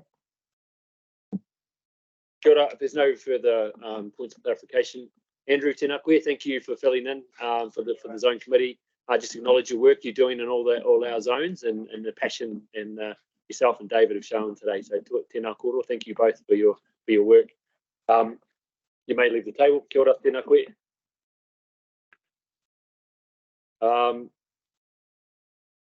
Firstly, I'd like to put the motion that was on page 24. I think it was right. The recommendation is there. The receive the progress update of the 4 Southern Canterbury Water Management Strategy Zone Committees on their current priorities and progress in advancing the action plans and budget. Can I please have a mover? Councillor Mackay, seconded by Councillor Swiggs. Any discussion? No. All those in favour, please say aye. Aye. Kia ora, carried. Ngā mihi kia koutou. It is 12:10. I think we should be able to get through the next paper by 12:30. 8.3 groundwater responses to nutrient reduction policy in Canterbury. And I'll hand over to Dr. Tim Davey, Director of Science, to introduce this report. And also bring Carl Hansen, groundwater scientist, Dan Olikin, and also Lisa Scott. Kia ora koutou. Did you say anything? Kia ora, Chair, and look, it's a real pleasure to bring this paper because it's provoked a lot of thought and discussion amongst staff around what this means, and it's always nice to be able to pull together some science work and think about what it means in terms of policy implications. The paper itself, obviously, it's in front of you. There are 2 reports, and then consideration of what they mean in terms of future policy. There's the annual groundwater survey results, which is an update of the annual survey that is done. It's every year we update it. I don't think there is anything. I mean, there are new results in there, but it carries on the sorts of information that we've been providing every year for. I'm looking to Carl here, at least the last 15 years, is it? At least, yes. But then the second paper is a discussion paper around nitrate time lags, and that was very much done as a thought piece to sort of pull together what do you think we would expect to see in terms of how long it takes for change to be seen in our monitoring results in terms of nitrate. And we talk a lot about time lag, the physical time lag that it takes for nitrate-laden water to move from the soil surface down through the Vado zone into groundwater and then through groundwater before popping up in our spring-fed streams or into groundwater wells themselves, depending on how much further downstream they are in the groundwater. So there's that discussion paper. As I say, it was a think piece. And when you put those together, they essentially say that the first one is saying that we're seeing no change, and in fact things are still increasing in terms of nitrate concentrations in our groundwater wells.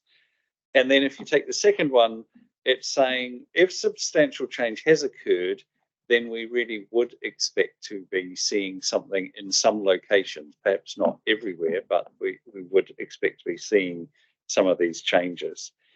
And then it pulls together some other information and particularly some information that comes from Overseer Limited, the company. And this is the database that Overseer holds around on-farm actions that are happening. And when that's put through the Overseer model, it's showing that between 2012 and 2022, I think are the dates, that there has been a modelled reduction in nitrate leaching of about 27% on dairy farms and 15% in general, so a greater reduction coming through in the dairy sector. So it's really, the paper is about pulling that all together and thinking about what that means in terms of our policies. And there's a little bit of an overview there in terms of our policy response has been, first of all, hold the line. That was under the regional plan. And then bringing everybody to good management practice. That was under Plan Change 4, I think. I can't quite see, Andrew, that I've got the numbers right. And then sub-regional plans that have gone above and beyond good management practice. So to say that we need further nitrate reductions and other contaminants, but often it's concentrating on nitrate. And it's those latter ones where we have the sub-regional that there has been staged implementation, as we refer to it in the paper. So staged implementation of those going above and beyond. And some of those stages are still being worked through. Some of them, the time has come. So, for example, in Selwyn Waihora, the date was this year, or 2022, last year. But for Hines, there is a series of staged reductions that are ongoing, and for Waimakariri, again, staged reductions that are ongoing. So that there's the staged implementation, and then at the same time, we've been looking at, and we've got a piece of work that's ongoing, it's not reported in this paper, around the current mitigations, how many of them have been implemented, and in particular, what does it mean when a farm is A grade, what changes have been made in terms of nitrogen in particular? So thinking about how we take our information around farm grades and what that means in terms of the reductions. And then finally, the paper goes on to think about what this all means in terms of future planning. We're obviously aiming for more challenging targets that have been set through the National Objectives Framework under the NPSFM 2020. So, you know, there are further reductions required above and beyond what's already in process through the sub-regional plans. So that's a summary of the paper, and yeah, very happy to take questions of the team in front. Kia ora, yeah, points of clarification, Councillor Simon. Thank you very much. I've read the paper, and it's not for me to say, but I've really appreciated it. It kind of, I understood it. It's the knowledge that I've had, and I guess the processes that we've been through for the last 10 or 15 years as we've developed CWMS, and so yeah, can't really fault it. My question is, as we start to look at maybe 5-year intervals of going, we might expect to see change, and I guess the question on my mind is, if we had a constant climate, then yes, I would expect to see change. But we note within the paper the variabilities of rainfall events and those things that happen, or a snowfall or a drought. What is the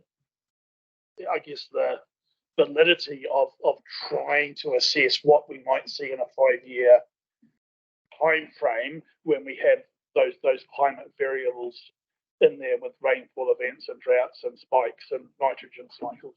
I guess that's the one question I have.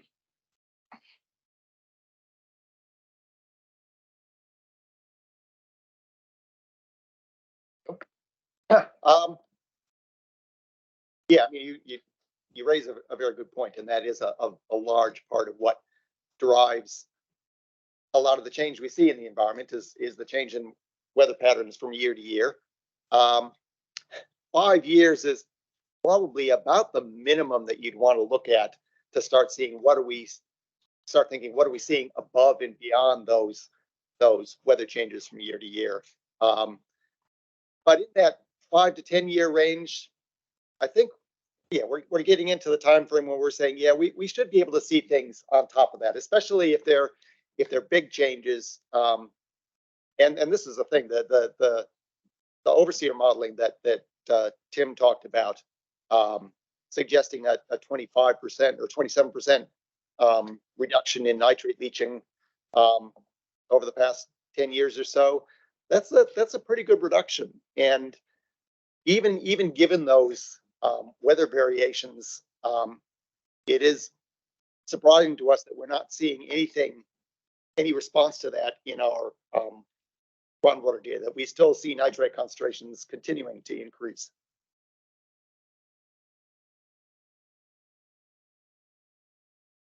Yeah, so sort of follow up to that, Cole. Do you get to see the work that MHV are doing in terms of their groundwater monitoring, their intensive groundwater monitoring in the Holmes Plains area? Have you seen those results? Haven't seen the detailed results, but I'm generally aware of what they're seeing. Yeah. Okay. Well, I mean, it'll be useful to do that because they've now got two sets of data showing groundwater effects spread over time, and they're now adjusting to go back to John's question. They're trying to get a set of data for the wetter years and then a set of data for the dry years, and because the trends are different, as you and John have talked about.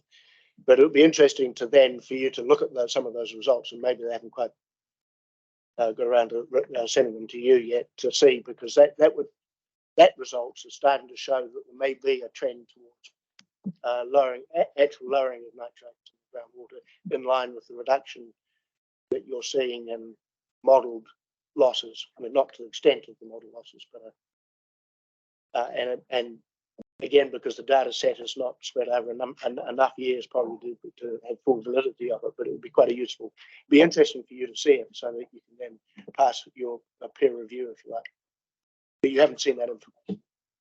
Not in detail, so yeah, no, I'd be happy for us to have a look at that. Yes, Scott, is this the same point or a new question? New question. No, it's the same point.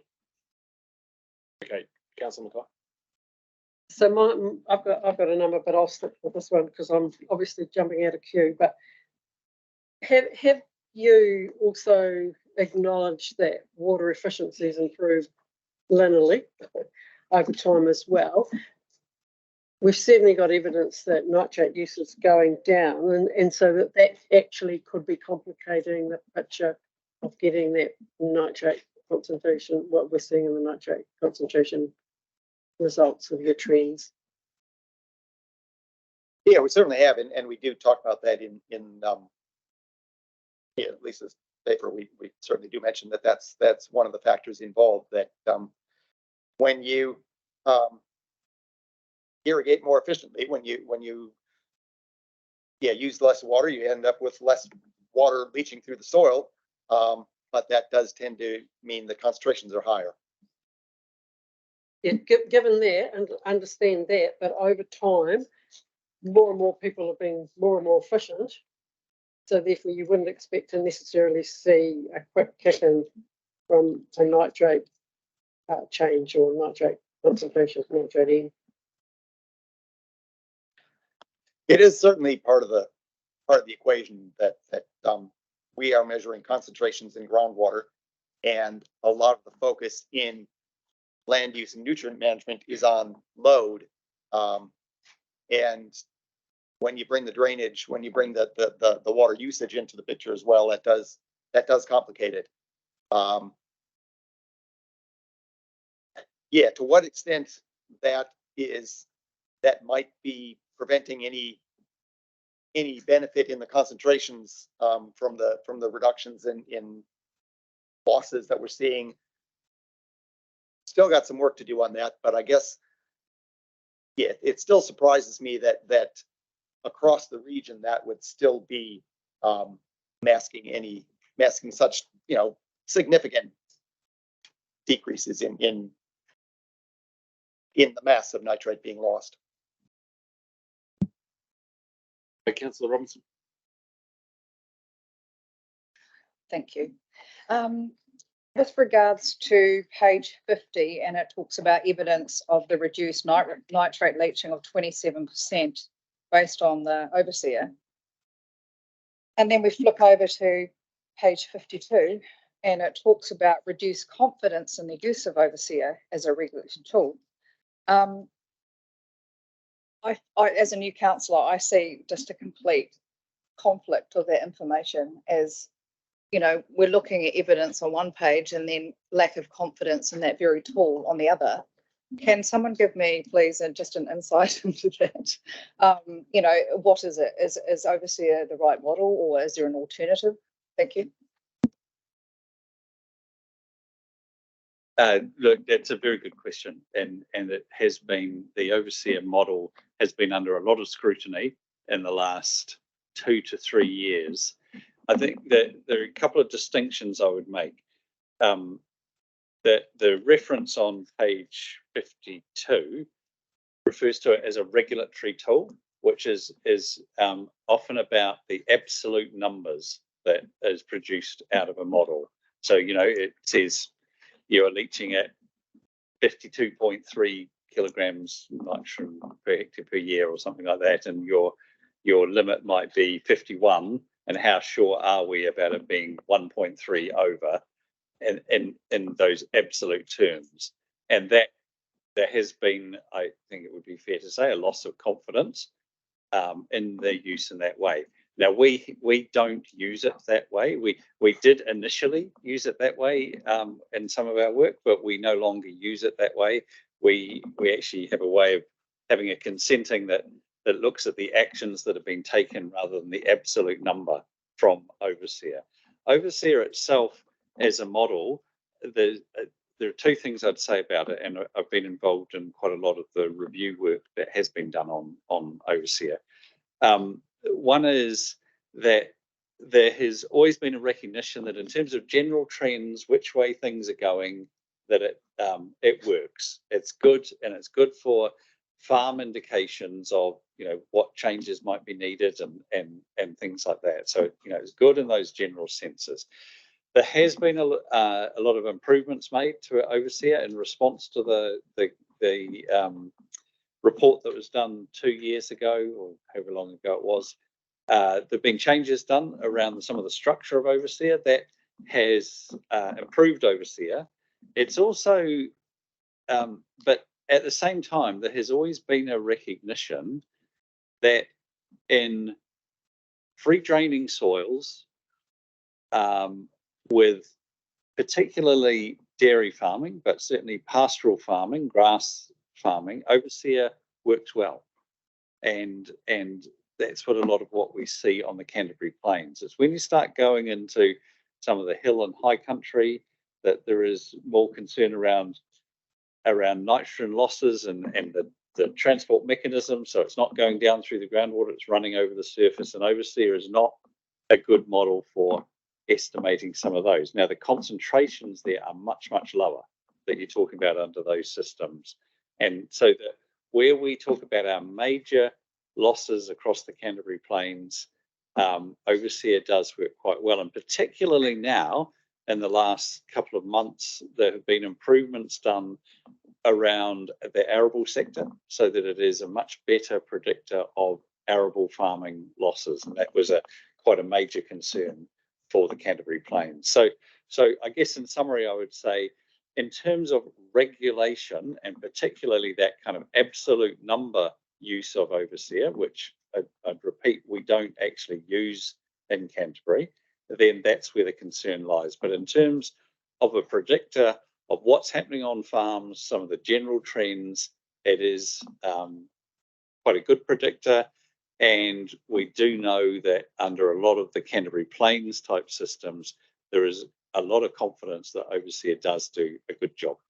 In terms of alternatives, there are alternatives, but they are really, really detailed models, and they require expert usage that is just far beyond the capability of being able to use generally. So they're research models rather than overseer, which has been designed to be a model for farm systems.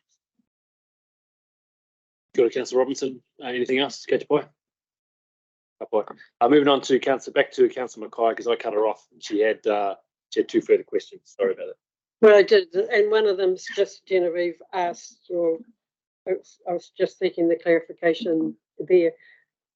If I may just take the liberty to explain how overseer as a tool's used ever since we've had farm environment plans and as part of a requirement for resource consents.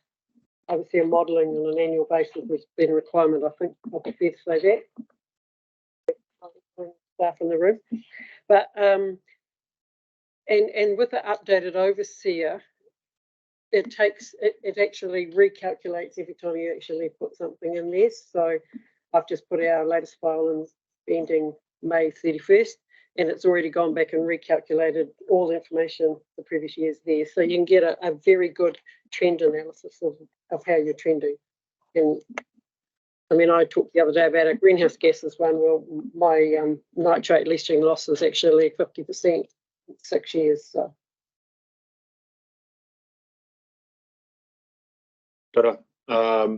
Councillor Southwood. Thank you. Well, first, I love this report. It's great, really interesting, and some really, yeah, it's like quite a shift in what we've been thinking. I think, I think we can now no longer be saying we're talking about not knowing what's going to happen over the next 10, 20. We talked about decades of lag and in the post for decades, and I think we can now say if we do the right actions. To me, this, and perhaps correct me if I'm wrong here, but to me it suggests if we do the right actions, we should see trends in the shallow wells in particular, which will be particular concern for drinking water, and also the springs that are at the surface, so for our water. So it's actually a really good news story. So perhaps firstly, yeah, as a summary, is that correct, or is there something wrong in that statement? No, that is correct. When we're looking at the say the Waihora sub-regional plan changed 10, 12 years ago that I was involved in, and we were looking at groundwater age data and thinking about how long does it take for particularly changes in the upper Canterbury plains to make their way down to the spring-fed streams around Te Waihora. Yeah, we were coming up with, it's going to take decades for a lot of this stuff to go through. And that's sort of the message we're working on. But looking at a lot of our other information and data that we've got, we realize that actually that's more of a long-term, how long does it take for changes to make a long distance? How long does it take for a large part of the change to come through? But when we look at how long does it take before we should start to see something, we actually do see things coming through a lot faster than that, and that's really what this paper is outlining. A number of points of evidence that say actually, in an awful lot of cases, we don't have to wait that kind of length of time. So yeah, that's correct. It is 12:30. Our 2 hours is up. We've still got probably five councillors who want to ask questions. I'd see this would go on for another 15 minutes, so that's probably eating into our time. So I'm going to adjourn now for lunch, and then we'll come back. So aroha mai, Dan, and sorry about that. But yeah, we're going to come back at 1 o'clock to restart the questioning. Kia ora. Oh, yeah, carry on. In the lieu of Councillor Southworth not here, we'll go on to Councillor Burns. Kia ora. Thank you, Mr. Chair. I just have a question from prior to our break, where you talked about overseer and the confidence on the Canterbury Plains. In regards to those comments about the confidence of the Canterbury Plains, I'll read you a statement and then ask how you reconcile what's here. This is from the Parliamentary Commission for the Environment, and also in regards to the review that was done by the Minister's independent group. It says the Parliamentary Commissioner for the Environment in 2018 outlined what needed to happen for overseer model to be used confidently in regulation. The review undertaken by the Science Advisory Panel, appointed by the Minister of Education, concluded that they did not have confidence in overseers' estimates of nitrogen loss from farms across the full range of New Zealand's climate, topographies and land uses. Yes. Yeah, Yes, look, I'm very, very comfortable to answer that. And the key is in the full range of New Zealand climates and topographies. Because, and I'll declare an interest here, I was involved in the response to the advisory panel that was put together, the government response. So, and what they were asked to do was say, can overseer be used across everywhere in New Zealand to tell what nitrogen losses were. And the response was no, it couldn't. And one of the major reasons was because once you got onto hill country and things, then the loss of nitrogen wasn't moving down through the groundwater, it was running overland and it was coming through ammonia and other sources. And it is well known that Overseer does not model those well. So that the confidence, any confidence that was displayed was in flat country, porous soils and a structure where it could go down through groundwater.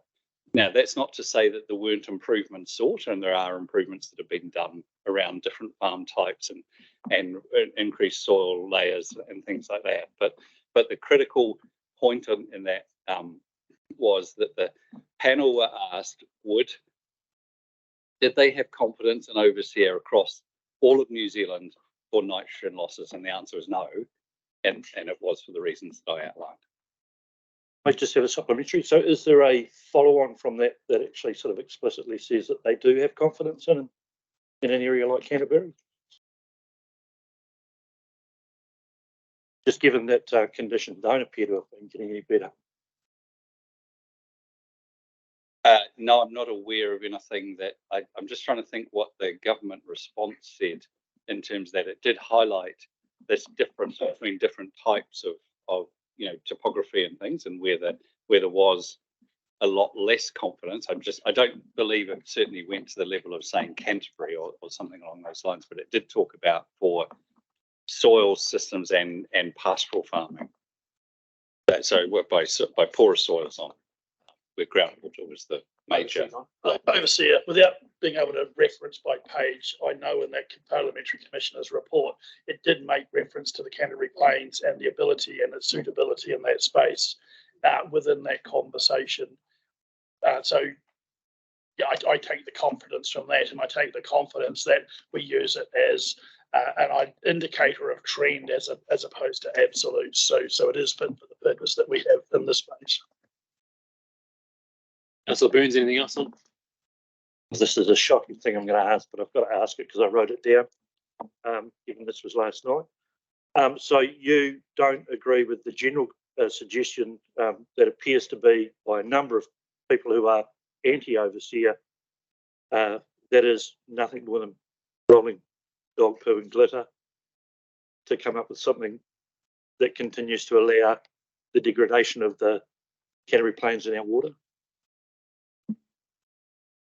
Couldn't help it. It's not.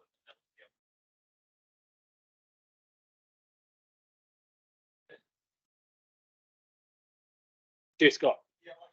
I just want to say that those explanations that Tim gave about the averaging and not being time sensitive, it's not in real time, and slope are the two main things. But we also never had uniform approval from other regional councils. I know Taranaki Regional Council, for example, were never in favour of Overseer, and some of the other North Island Regional Councils weren't either, because they didn't want to get into that space like how we had adopted it. And can I just say that it was a cornerstone of actually changing the way we were doing things in Canterbury and allowed us to get our planning framework in place, because it gave people a number and it gave them a reference point. Now, we can say all the things we need to say about Overseer now, but I don't think there's a correct conversation because it's just another tool at the moment and where we are going forward. Cheers, Scott. Councillor Koraka, are you about Overseer or something else? Overseer. Oh, Overseer. All right. I've kind of got a clarification now, is that, and correct me if I'm wrong, Mr. Chair, or Tim, Dr. Davis. So Overseer doesn't work on the Canterbury Plains. It works on the Canterbury Plains, but it actually doesn't work actually in the high country or the foothills. Is that correct?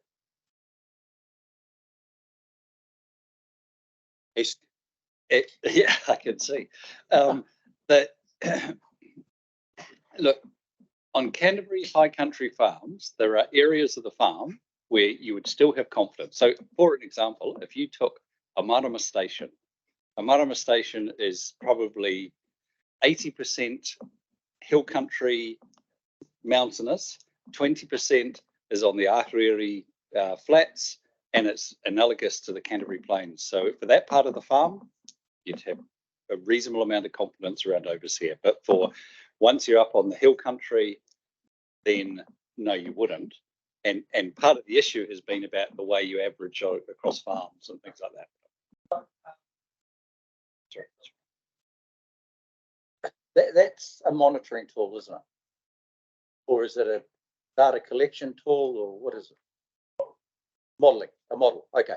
So in all of this, and I've listened to to our staff. So in all of this kind of model and all that, where does Mātauranga sit in all of this? Because if you, from the paper yesterday, the state of the takiwā, on page 2 is monitoring aims and objectives, measuring change using Mātauranga. And then also in that was actually around talking on cultural monitoring or cultural modelling as well. So with all this discussion we've had, where does it sit? Does it? Why isn't it mentioned here? Because what you've got is that from this paper now, it's going to go to Papatupu Runanga. And that'll be the question. I mean, where do we sit in this paper? I think it's a very good question. I think the use, I go back, no, okay, let me just compose my thoughts. That there's no doubt that Mātauranga sits alongside any monitoring that we would do. We're developing frameworks at the moment to be able to include that in these types of papers.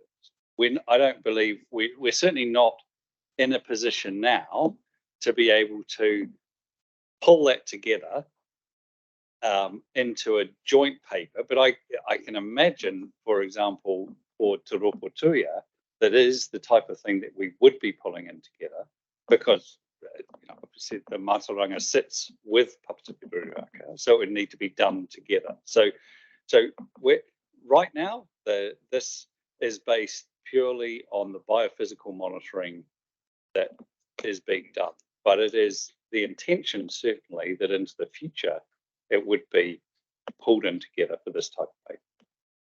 Yeah, but there's actually a national directive out there now, okay, and it's back in 2020 that actually Mātauranga Māori, there are strong national directives to include Māori and their Mātauranga into freshwater management and decision making, including the National Policy Statement for Freshwater. I mean, surely, instead of waiting on Whakamutunga, I mean, it's there. So why aren't we? Well, my response to that would be that this is not a decision-making paper, and this is providing information for decision-making into the future, and that is where it will be coming in. Councillor Korako, so just in regards to probably overseer, that model would probably, I don't know, Craig's worked on other models, Councillor Pauling's worked on other models around the motu with Mātauranga Māori built into them, but in a sense this overseer was built directly just as a farming tool, but not saying into the future, as kind of Councillor Sutcliffe said, that things, they can be side by side, but I couldn't see Mātauranga Māori, well, I might be that built into the overseer because it's just a farm model on inputs and outputs kind of thing. Well, roughly. Councillor Pauling, do you have anything? Yeah, well, I'd say the development of Mātauranga tools has relied a lot on iwi and hapu developing them themselves, because who else can do them effectively? And that hasn't been something that has been easy, because a lot of iwi have different approaches. There are obviously Mātauranga based monitoring models that have been produced and tools that have been produced, but they're not universal. They're all different. And that, like I said, they've relied on iwi and hapu to really lead them themselves. And while there's been some funding from other sources, the government, MFE, regional councils at times as well, they're still not, universal or widespreadly, or have had widespread uptake. So it's not perfect, And I know that we have a program here trying to work on matauranga tools with our runanga. That's in progress, but there are challenges. So I'm just saying you can't just pick a tool off the shelf right now and apply it like you can with overseer because it doesn't exist. Okay, good. Can I just write a reply there? Because yeah, okay, I get what you're saying. Okay, but at the end of the day, listening to what Carl was saying, you know, around the different sort of period, 10 years or whatever, go back to Otu Wharekai back in 2007. You got 16 years of this stuff that is actually using matauranga Māori, and actually what they were saying then is exactly what's happening now. So anyway, that's where, you know, so yeah, each hapu, because there's matauranga hapu, you know, that's where that needs to go. But instead of just saying, well, yeah, it's there, you know, and we're looking at doing it, I mean, we need to do it now. That's what I'm saying. Totally agree. Through you, Chair. Right. Councillor Korako, and look, part of it is about capacity for people to do it. So the tools, yes, you're right, tools are there. I was involved in that report you're talking about, and the development of those tools. But it takes ongoing funding and the people to actually do the work. And you know, the most recent report that has been done using the takiwā tool, awesome. But it's been 10 years between those because you know, people have had other things to do, and the same people have to do the monitoring, who do all the resource consents, etc. So I know you know this, but that's the issue we face at an iwi and hapu level, as well as a council level. So I agree. I'd love it to be done every year, every month. It doesn't. Those funding pools and those capacity doesn't exist, as I understand. So, but I agree with you. Yeah. Kia ora, Councillor Korako, haere tonu. As Councillor Southworth was late, I'll let her come back to her questioning. I got cut off last time when we went for lunch. Anyway, I'm interested in figure 1, which shows that steady increase, and you've acknowledged in the report that we're not seeing the trends we'd expect for the reduction in nitrates that our policy is indicating that we should be seeing. And I'm just wondering, is there any connection between the weather events through particular years and these spikes? And I'm thinking we have had some really quite wet weather years recently. And my then question after that is, what would we be expecting to see in terms of climate change if we're seeing longer dry periods and then high intensity rainfall? Like, does this suggest that actually we're going to need to work even harder than we perhaps already thought we were going to have to get ahead of nutrient inputs into our shallow groundwater?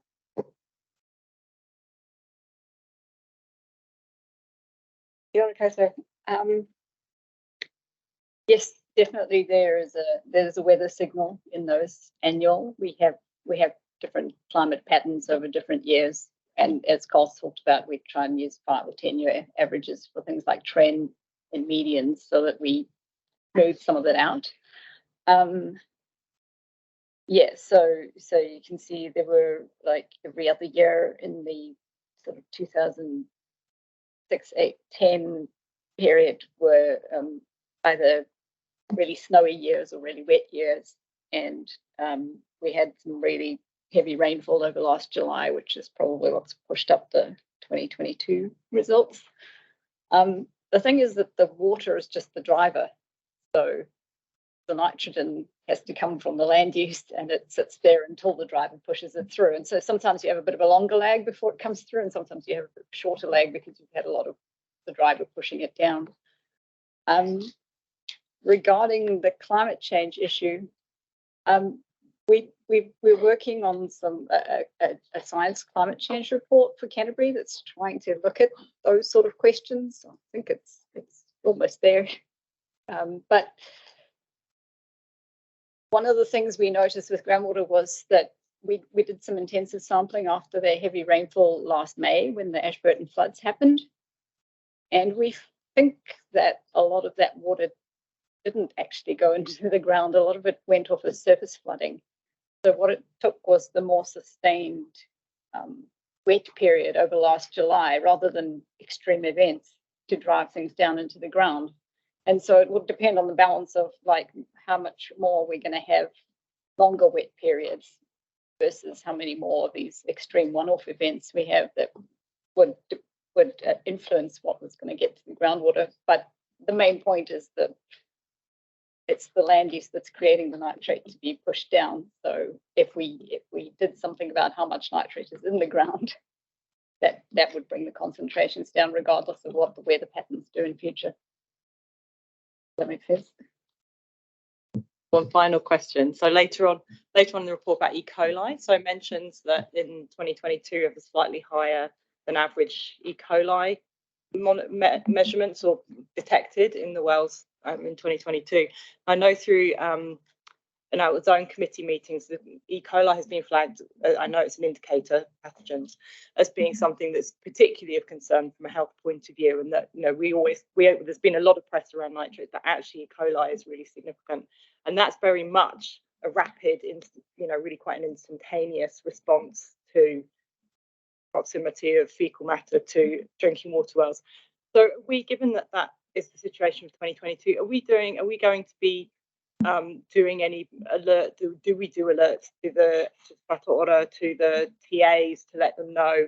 Perhaps do like quite a prompt response out to the private well owners to say, we're detecting this. Perhaps you want to really check your well water for E. coli. I can't really answer about the response. I might leave that to Carl, but I can agree with your observation that yes, E. coli definitely get flushed to the water table after extreme rainfall events, and we've seen that a lot in our data, especially. And there is a time period for which they're present at higher concentrations, which falls off quite rapidly after the rain. So it depends on where you sample. Our regional monitoring program is really not designed to be statistically valid for that, which is why the drinking water suppliers do daily monitoring for E. coli, because then they will catch all those spikes. Whereas with ours, especially the quarterly or annual samples, it's almost a chance whether we're there on the day that it came through.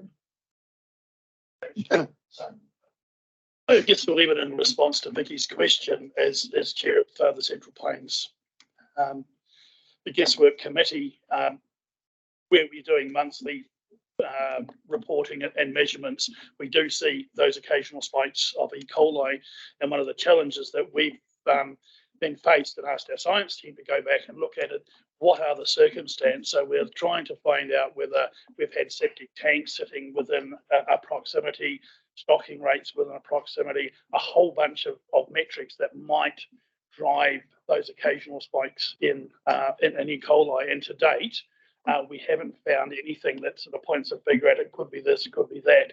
They all appear to be random. We've got the odd one that spikes on a regular basis. Again, can't find the reasoning, but I can assure you there's a lot of work being done in that space to try and understand what is happening for that E. coli to get into the groundwater and being measured in those wells. And not a simple process. Councillor Bourne, you got something else on E. coli? That's it. Oh, okay, we'll hold off. Councillor Edge. Thanks, Chair. Thanks, Carl, for the report. I think the report is really good. It's kind of like a reassessment of the situation we were at the moment and where we've come from.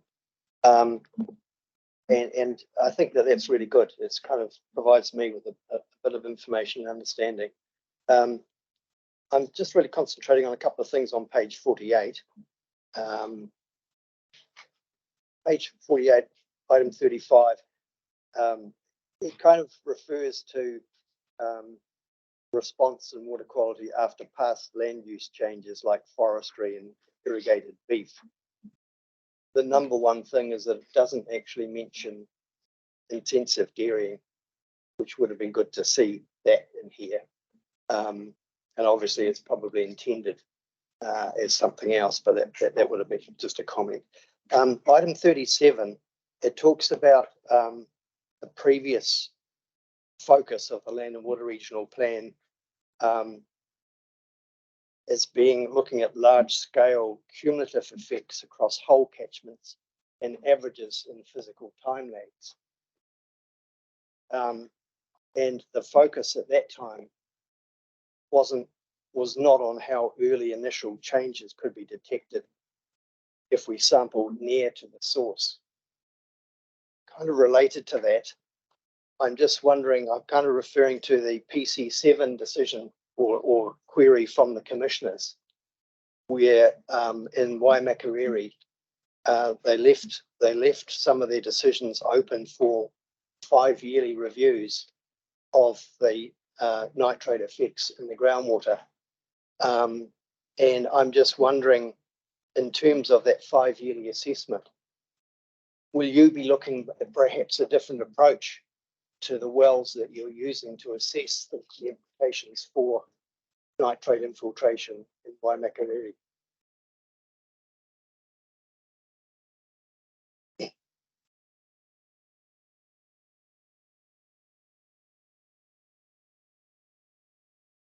I suppose in the Whakamutunga, one of the big concerns was whether land use in particularly the upper Whakamutunga plain is ultimately going to affect Christchurch's drinking water and water in the spring-fed streams along the coast. I mean, in that instance, for that question, we are getting more into what I was talking about earlier about the Selwyn Waihora, and we're talking about a much longer lag period between when something happens up in the upper plains and when you start to see the effects down on the coast. Yeah, how that at the moment, really, I think our long-term monitoring program is just that. It is a regional scale long-term monitoring program that is designed to answer on a regional scale how are things changing, and in that regard, we do keep looking at it in that context, but I'm not anticipating any immediate changes to that purpose for that monitoring program. I'm not sure if that answers the question. No, I sorry, a little bit, but I would have thought, given this report and the uncertainty of the nitrate infiltration levels that were being considered by the commissioners, and they wanted assessments and report updates in a 5-year time frame. So it's a lot shorter. Obviously, there's a progression in the longer term, but the 5-year update, I just, from individual wells, does this to me seems that you would be changing the methodology, perhaps, in that assessment process.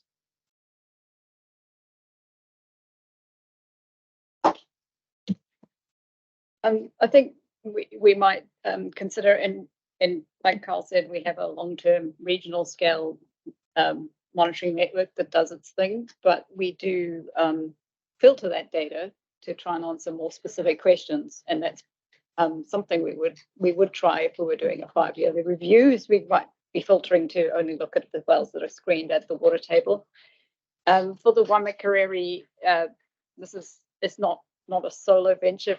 It's not something our monitoring network's going to answer by itself. And so we have been approached and are working with the Whakamutunga Land Care Trust, who have pulled together a group of people who are collecting groundwater data in the Whakamutunga zone, including the irrigation schemes, Ngāi Tahu, and the district council. And at the moment, they're busy producing a combined set of monitoring data and looking at where there are gaps that will answer that kind of question. So hopefully in 5 years' time, there will be more data to look at and to look at specifically the shallow. Just a supplementary question related to page 65 and figure 6.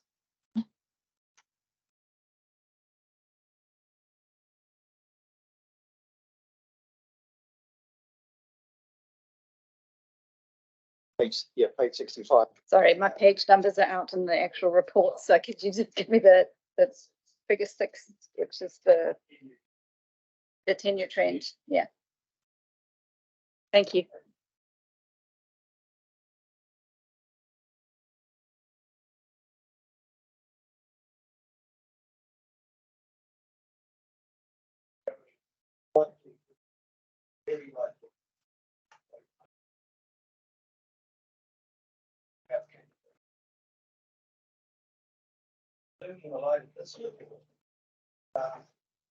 There is a lot of them read at the eastern end of the plains.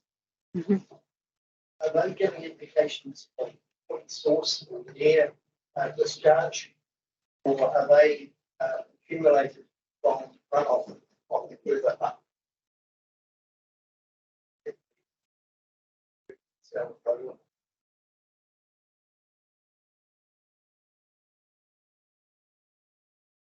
I guess I'm not sure that I see the same concentration of the darker red in the lower plains. But in general, I would say that, I mean, any individual well, we would be hard pressed to tell you why are we seeing what we're seeing in that individual well. We don't know exactly what land that refers to, but in general, I would say that these across the region are showing non-point source. This is just general effects of land use across the region. Final question related. I just hold on, Councillor. It's just it's 1:30. We're meant to finish at 2 o'clock. We've got quite a lot of few more papers to go. If we can, we delve in. We know there's a lot of detail in here. So we can just kind of keep it quite high level and then up one. Councillor, you're suggesting you don't precisely know that the geophysical kind of conditions and land use conditions around each of those dots. Do you think an overlay of different land use and biophysical stuff, soil types, would actually give you the reasoning behind whether there's a red and an orange?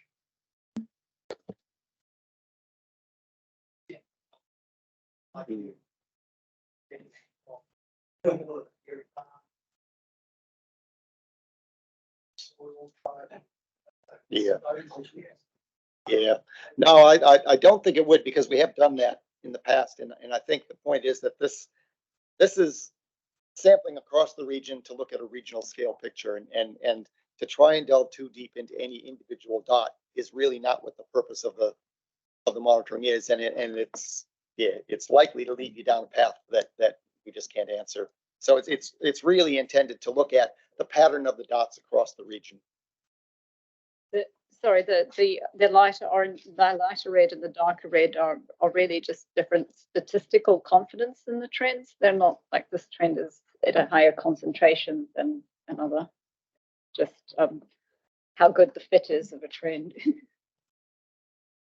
Sorry, Chair, yeah, it hasn't really answered my question, and it kind of seems it's contradictory to page 48, item 37, where there is an understanding that there is some work that the previous focus was on that, and now we need to turn to that, which then to me which should correlate to our assessment of that nitrate trend. I mean, it's something that I think Carl and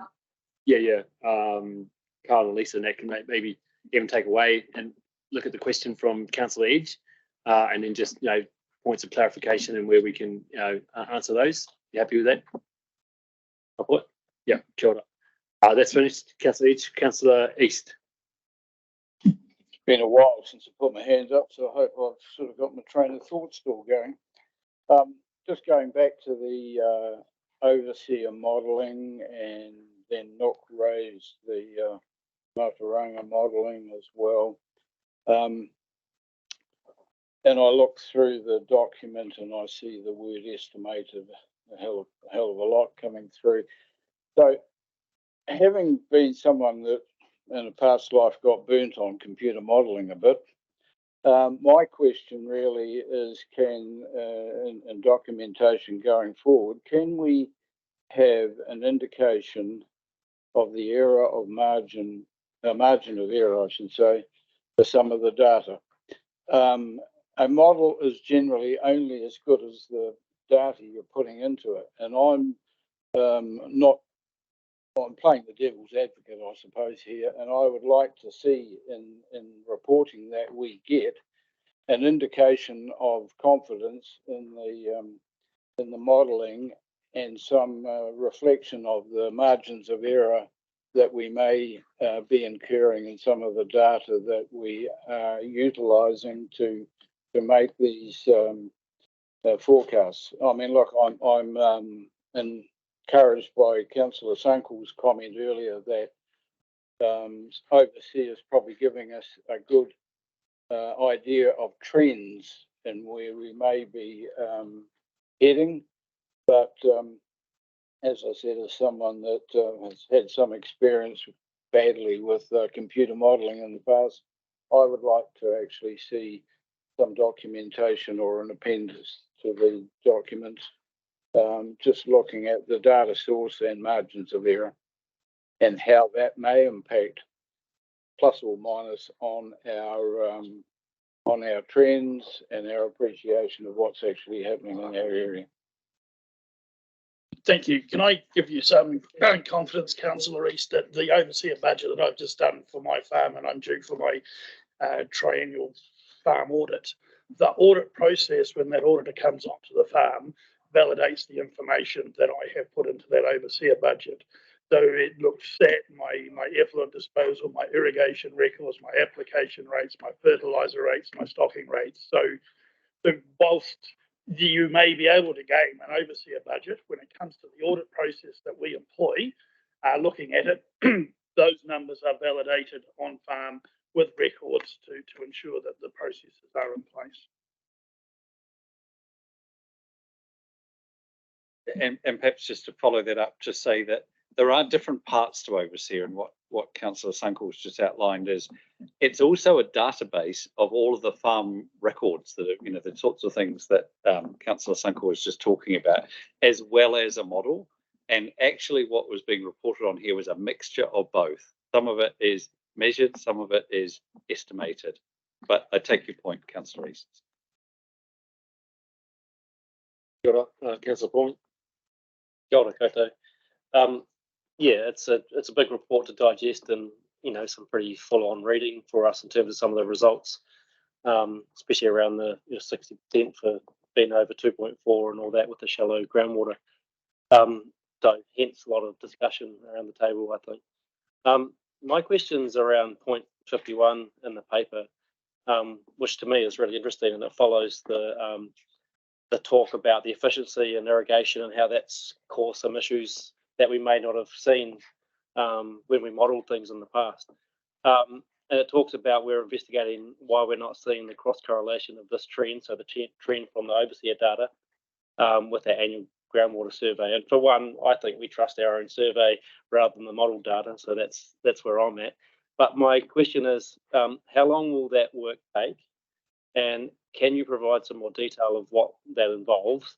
But also, how does it link to the modelling work or the next step sort of work outlined in points 60 to 63? So the modelling work, the policy analysis, and the further work mentioned in those points, which is leading us towards the RPS work that we're doing. So is it the same work, or is it a separate piece of work, and is it going to be done in time for us to get our plans right going forward? I can answer that to some extent. We're doing some modelling around the N&P losses that we should expect to aspire to, for want of a better term, under the new national policy framework. So what are the new limits going to require of us? So there's that kind of broader scale modelling. We're looking at some work with, as Tim suggested, as mentioned before, Overseer is a database of results, as well as a model for modelling change on farm as well. And so there's a bunch of information in there that we could drill down deeper into in terms of understanding that. That's the numbers side of things. In terms of implementation and the strategy going forward, we are looking at where we're seeing A grades on farms and where we're seeing C and D grades and moving to A grades, and we're asking the question, what have you done to get there, and what's the cost been to get there? And so we're looking at our audit results from the last 6 to 8 years, bearing in mind that those audit results have accumulated over time. In 2016-17, we probably only had about 30 to 100. Now we've kind of got about maybe 300 or 400 coming through per year. Don't quote me on those results, but we've got an accumulation of data there that we can start to drill into and go, what are we seeing in terms of actual implementation? And that's where we can start to cross correlate some of the things around what we might be seeing in terms of on-farm management change, some of the costs incurred, and what the impacts of that activity have been. We may not be able to cross correlate it geographically to what we see in these reports, but it will just add another slice of data to that question. And just because it's come up a couple of times today in terms of the Matauranga Māori sort of elements to the monitoring in our data, and it might not be a question for you guys, but maybe for Tim. I mean, my question is, where are we at with that? And if it can't be answered here today, is there a chance to get that to the next committee or to a briefing in the future, just to understand where we're at with that, just because it's come up quite a few times here? Yeah, very happy. I can't answer that right now, but very happy to bring that back. Kia ora tātou. Well, that was a long session, and I think as the committee, we kind of realised that sometimes the papers forward that probably needs to go into workshop first, because lots of issues and lots of data and things to work through. So we'll make sure that we work on that on the next time. But as these the two science reports are there, I believe they haven't been put out really to the public. I mean, they are on our agenda here, but I don't think they have been released. But I think after today, Tim, I think that it'd be good to get this information out, and I'm sure Chair Scott would love to write a little piece on it and then put it out with so he can look after the respondents. Apai, Chair Scott. Kia ora, ngā mihi. So to Carl, Lisa, and Dan, thank you very much. You may leave the table after a marathon sprint. So tēnā koutou, nei te mihi kia koutou. So moving on, we've done there. Firstly, I'd like to put the motion, and then there'll be an opportunity to discussion. I think there's enough. We had enough discussion already. The recommendations on page 44. They're on the screen there. You can read those there. Mover there, Councillor Swigg. Seconder, Chair Scott. No discussion. All those in favour, please say aye. Against? None. Carried. Kia ora. Kia ora. 8.4. I'm now 22. 8.4, we have the soil conservation and regeneration. Yeah, that's it. Program. We have Andrew Arps come up and also Andrew Turnbull, please. Kia ora kōrua. The two Andrews on here, and I'd just like to acknowledge that Annabelle Hasselman, the chair, and Mike Patchett, the deputy chair of. Oh, that's for the next one. 8.5. Damn it, jumping ahead. All right, so now we're here. Over to you two, Andrew. Kia ora koutou. Does feel a little bit like the two Andrews, so don't take us as the two Ronnies. Yes, right. Yeah, so I'll take the paper has been read in relation to SCAR, but there are a few key points that we want to cover off today and make you aware of regarding the program. You could say that 4 years ago, SCAR actually started from scratch. We probably in the first year stumbled a little bit, bruised our knees in terms of sorting ourselves out, but in the second, third and fourth year certainly hit our stride in terms of hitting the milestones. Initially, the Mihi was in post-earthquake Hiranui and Kaikoura. And for those of you who may have been up through the Inland Road in recent times, those are literally those scars in the landscape are still actually there, and there's still that work to be done.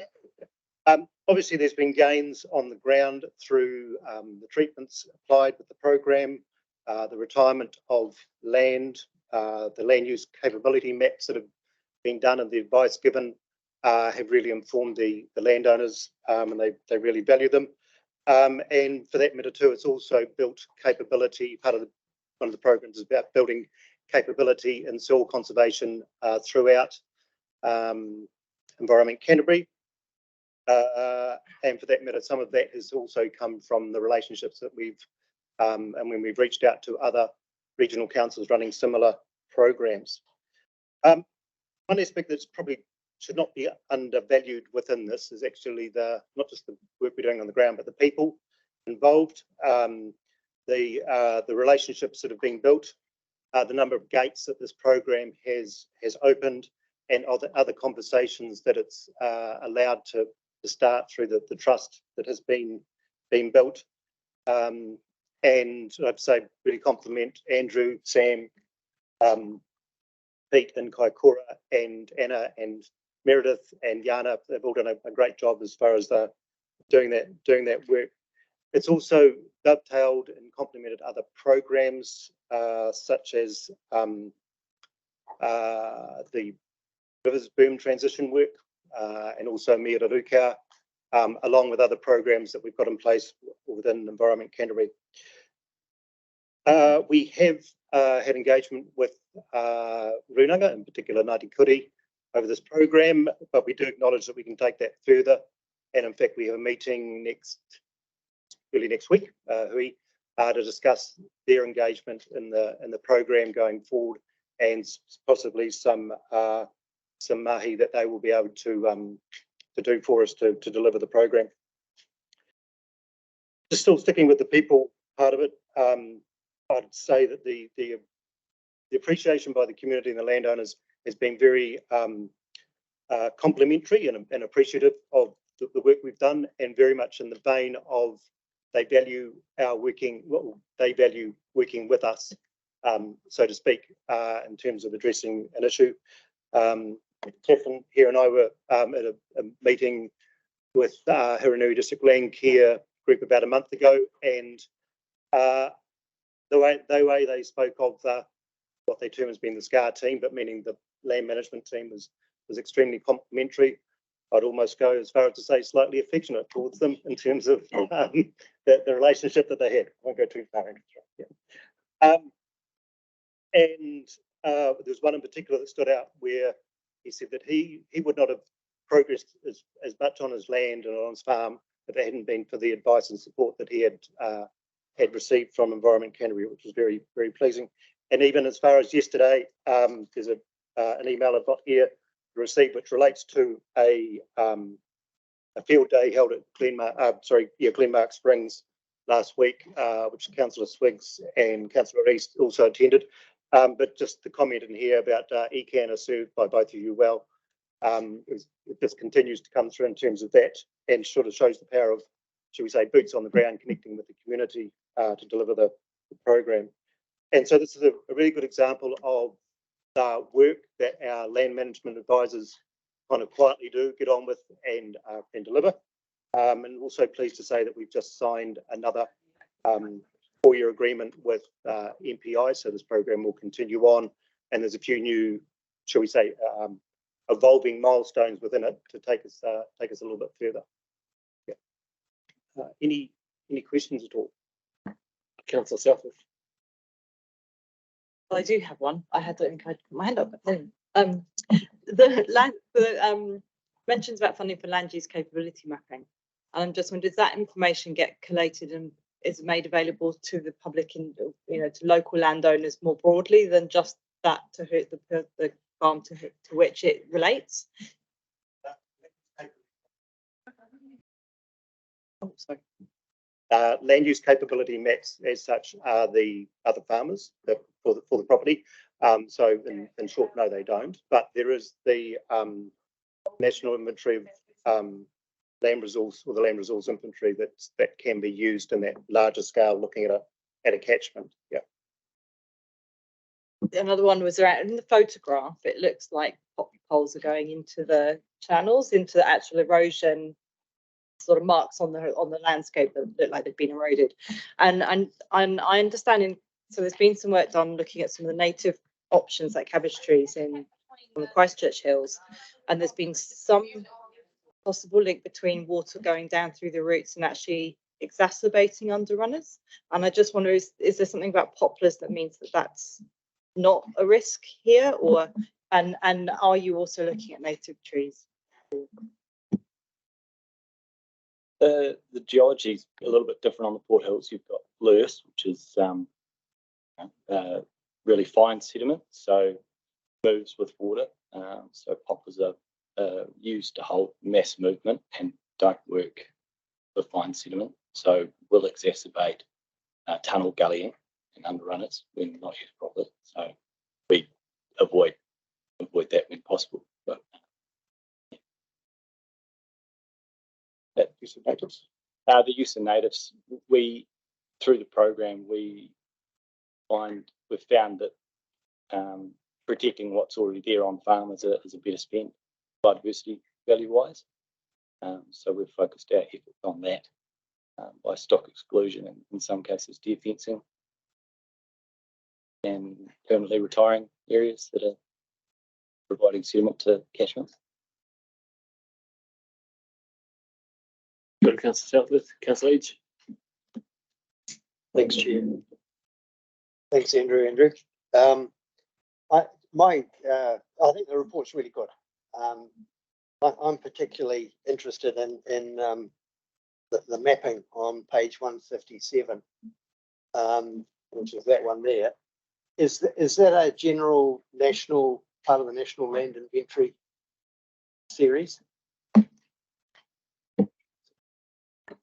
think that was a report commissioned through Landcare Research by Ian Lynn to identify, it's a specific report to identify at-risk catchments so we could prioritise work in those catchments. And we use that kind of mapping to help inform an on-farm delivery of the SCAR project? It's more to inform us to engage more in those catchments to get more work happening on the ground because they are the high priority catchments.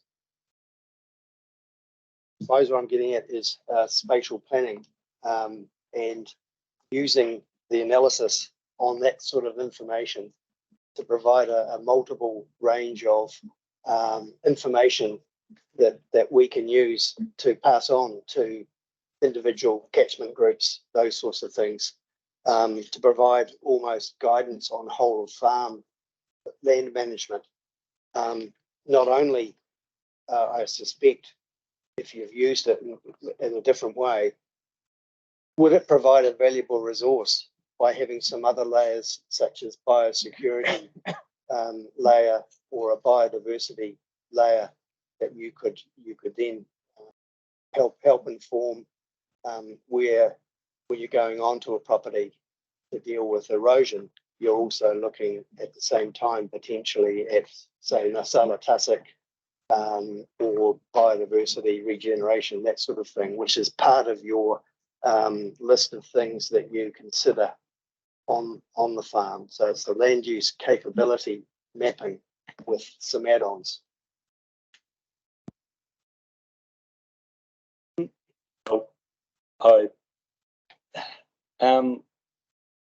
It would be useful, but Sam and myself have kind of that institutional knowledge. We both came out of the biosecurity section, so we've got that other hat when we go on farms to wear. So it would be great to work on that, to overlay more priorities within a catchment, to look at it holistically. I'll probably just go a little bit further to say that the real power of the land use capability map is actually in the conversations after and explaining that. So anything that we can have to add to that would be a value. Kia ora korua ngā anaru. Nei te mihi atu kia korua. Thank you to the two Andrews. You may leave the table. Kia ora, ngā mihi.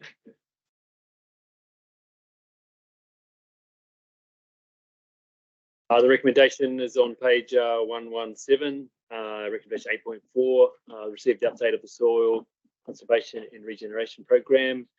Do I have a mover? Councillor Mackay, seconder Councillor Edge. Any discussion? None. Oh, your discussion? Yep. You know, I just wanted to reinforce what was said. And I see that they've left the room, but the feedback that I actually got from a lot of the farmers on the ground the other day was that this program seems to be working really well, and it's one of the ones that has, you know, a direct interlace with ECAN. That seems to have a lot of trust built behind it, which is good feedback. And I think, you know, building that trust is obviously really important, and that was reinforced to us really clearly on the day out last Thursday. So you know, really good to see the report and them coming in and speaking to it. Kia ora, Councillor Swiggs. Thanks. That's great feedback. It's good to hear that yourself and Councillor East had a good visit out with the farmers in North Canterbury. So kia ora, tēnā koe. On that, the been moved and seconded. All those in favour, please say aye. Aye. Against? None. Carried. Kia ora. Now moving on to 8.5. Sediment controls. Okay. Yep. Within Christchurch District, this is carry on from the last meeting in May with recommendation to bring this paper forward. Cam's come to the table. I take it it's clear. Who's not wrong one there? Geez, my eyesight's killing me today. We have Jess, is that right? Yep. Kia ora. Cam. Kia ora, through you, Chair. Firstly, I'll just also welcome kind of Nathan Doherty, who's within our resource management investigation zone delivery team. So I'll take this paper as read, and I know that we do have limited time, but just quickly, this report responds and follows a previous conversation within the committee following a presentation made by the Christchurch Melton Zone Committee, and this committee, the Water and Land Committee, resolved to bring a report to the committee meeting explaining the roles and responsibilities of Environment Canterbury in relation to reducing sediment runoff within the Christchurch City Council boundary. So this paper delivers on that. Given time, we'll take the paper as read and we welcome any questions. Yeah, thank you. Thank you for this. Firstly, I've got a few questions, but in terms of the education and publicity side of things, I sort of look at this and think about the subsequent paper we have on intensive winter grazing, and I'm just thinking, is there an opportunity here to do some really serious education around with the public to get a greater input to us and to City Council about where sediment is being lost? And what my thinking is that there's only so many staff, and that's really clear that there's limited capacity to be seeing everywhere all the time. So is there an opportunity to engage the public more effectively for them to know why it's so important to let us know where things are going wrong so that we can then get in there and act? Is that not an opportunity? Kia ora. Yes, there is. I would say that once the Environment Canterbury and Christchurch City Council have resolved some key issues in terms of managing the response, then we can more clearly work out how we fix the problem of awareness and management by, for example, construction practitioners. And so, yes, we're kind of dependent on that piece of work to be done, and then I feel like we have, I guess, a foundation to then take on a more significant engagement process. It's something I am looking at in the following year. I have a new member of staff who will be working in this area and looking at opportunities to more creatively engage. Yes, I totally acknowledge there's a lack of, if you go to any builder, anyone working in this area, you'll see a distinct lack of awareness of the effects of their activities. And so there is a step up. Answer that further, possibly. Christchurch City Council have been doing some things, I guess, in the meantime since this consent came online. So recently they completed a guide that will go to all small construction sites when they get their building consent. So it'll be included with their building consent, and it'll have some pictures and really high level diagrams and stuff like that as to how they can control sediment runoff from their site. They've also changed their SnapStem Solve app so that you can directly select these kind of issues that will go to them. And I believe they also sent out something in one of their newsletters, which is public, but I don't know how many members of the public actually read their newsletters to say, this is what we're doing and please report anything through the SnapStem Solve. So there are some small things going on in the meantime, but agree we can do a lot more in terms of publicity. Nathan's manager recently went to the Water Issues Management Group, which management have with CCC and ECAN, and they've resolved that once we've resolved a few of these issues, then we will do joint publicity together as the two councils. On that note, in terms of thinking about funding. So you're talking, when you talk we in this context, you're talking Environment Canterbury and Christchurch City Council, or do you mean Environment Canterbury? And the reason why I asked that question is because we're saying we and it includes Environment Canterbury.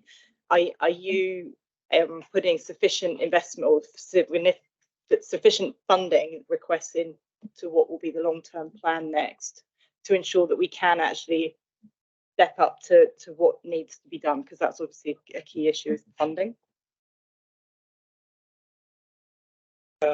When I say we, I only mean Environment Canterbury. And I do envisage additional workload in order to respond and in order to, I guess, and fence the top of the cliff as well. I do believe there is additional resourcing required to address those sorts of things in order to prevent the sediment ending up in waterways. So that is something that I will be working on in terms of long-term planning. And just you talked about the issues that need to be resolved, and then I'm talking. You're talking about stuff that's a little bit further down the line. Is the issues that to be resolved? Is that the bit that talks about where city councils have taken on particular responsibilities, but actually we hold the power through legislation to enforce, so that ability to fine on the spot and some of that type of thing? Is that the issues that you're talking about? And so how long do you envisage that will take? And what do we do if that? What can we do about that? Yes, those are the issues that we are talking about. So this global consent was granted in 2019. So and that changed the ways that we could respond to and take enforcement action against discharges from building sites and development sites, redevelopment sites. And it meant that Christchurch took responsibility for those discharges. And then they do have difficulties with how they actually respond to those discharges under the powers that they have under the Local Government Act and under the RMA. So we have been working with them for some time on how do they resolve those issues, how can they actually, I guess, get the powers themselves to do it, and if they can't, what kind of variation to the consent could be made so that gives us some of those powers back again. So I've been, having meetings with them. They've been doing surveys on building sites to get enough information to say to their council, look, we can't actually cope. We need to, give ECAM back those powers, and they've been working on that. And unfortunately, the key member of staff that's been doing that has just left. So there will be some delays now on the progress with that. But if a variation to the consent is made in the near future, then some of those issues might be resolved. Yeah, and I just wanted to double check. Did we acknowledge the zone committee? I know you did do at the start of the previous paper, but it wasn't quite the right time. And also acknowledged it. That was Nokute. I jumped the gun at 8.4, but having Annabelle and Mike here for bringing the deputation last week, and Nate Mihi atu kia kōrua, kia ora. Craig Paul, council. Kia ora. One thing I didn't pick up in the paper, which came up in the discussion at the last meeting, and from my knowledge of the consent, stormwater consent that the council holds, is that there's a rolling program of doing catchment management plans for obviously the different city rivers, but also when it comes to Whakaraupo and Akaroa, those I understood that at the time of the consent, those weren't done yet. So can you tell us the program of those? Because they're quite important, because they do the catchment load modelling and all that sort of stuff. So can you outline that for us, what's to come? So what can we expect?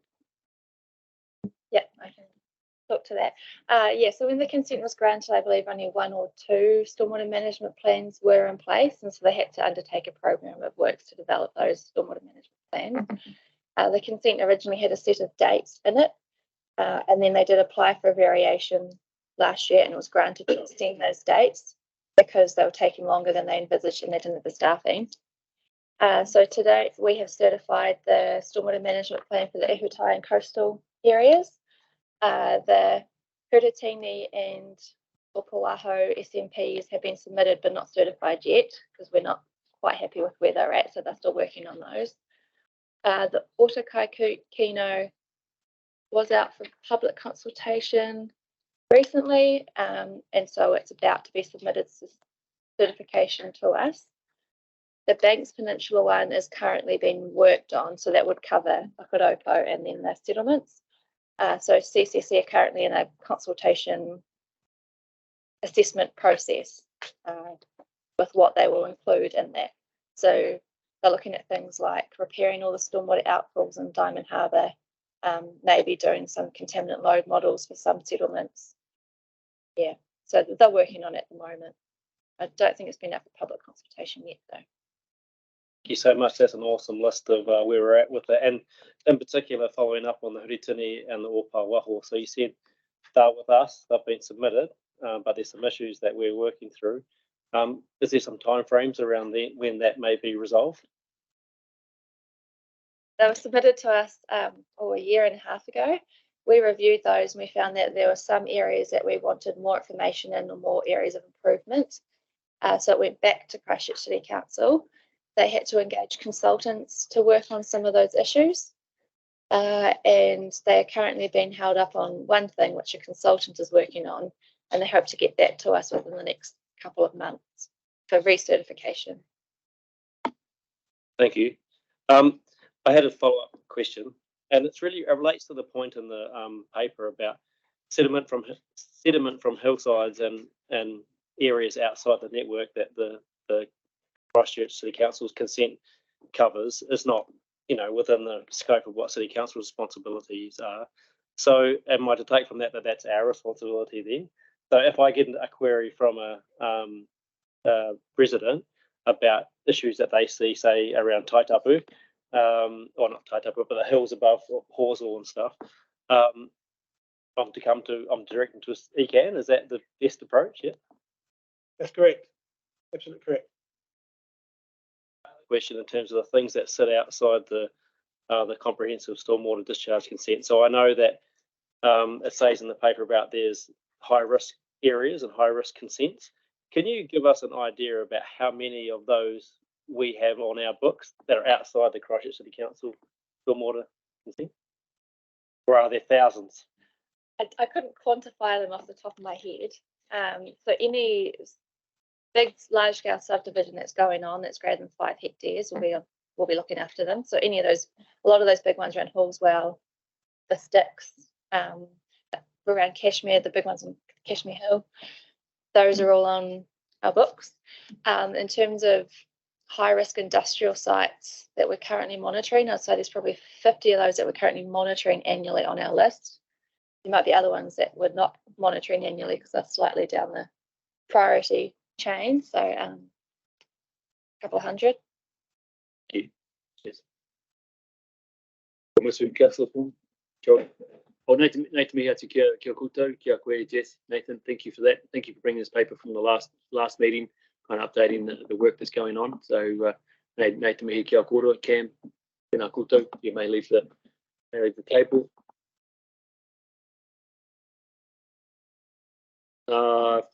Firstly, put the motion and I'll put the motion forward, then there'll be opportunity for discussion. The recommendations on page 192, 8.5. It's in front of us there. Do I have a mover? Councillor Robinson, second Councillor Sunknall. Any discussion? I'm just going to say it's really good to see that paper. There's a lot of information in there. And I remember, I think Chair Scott, when we were going to do this, suggested it might only end up being about a paragraph long. And I think it's really been interesting to see just how much responsibility we do actually have.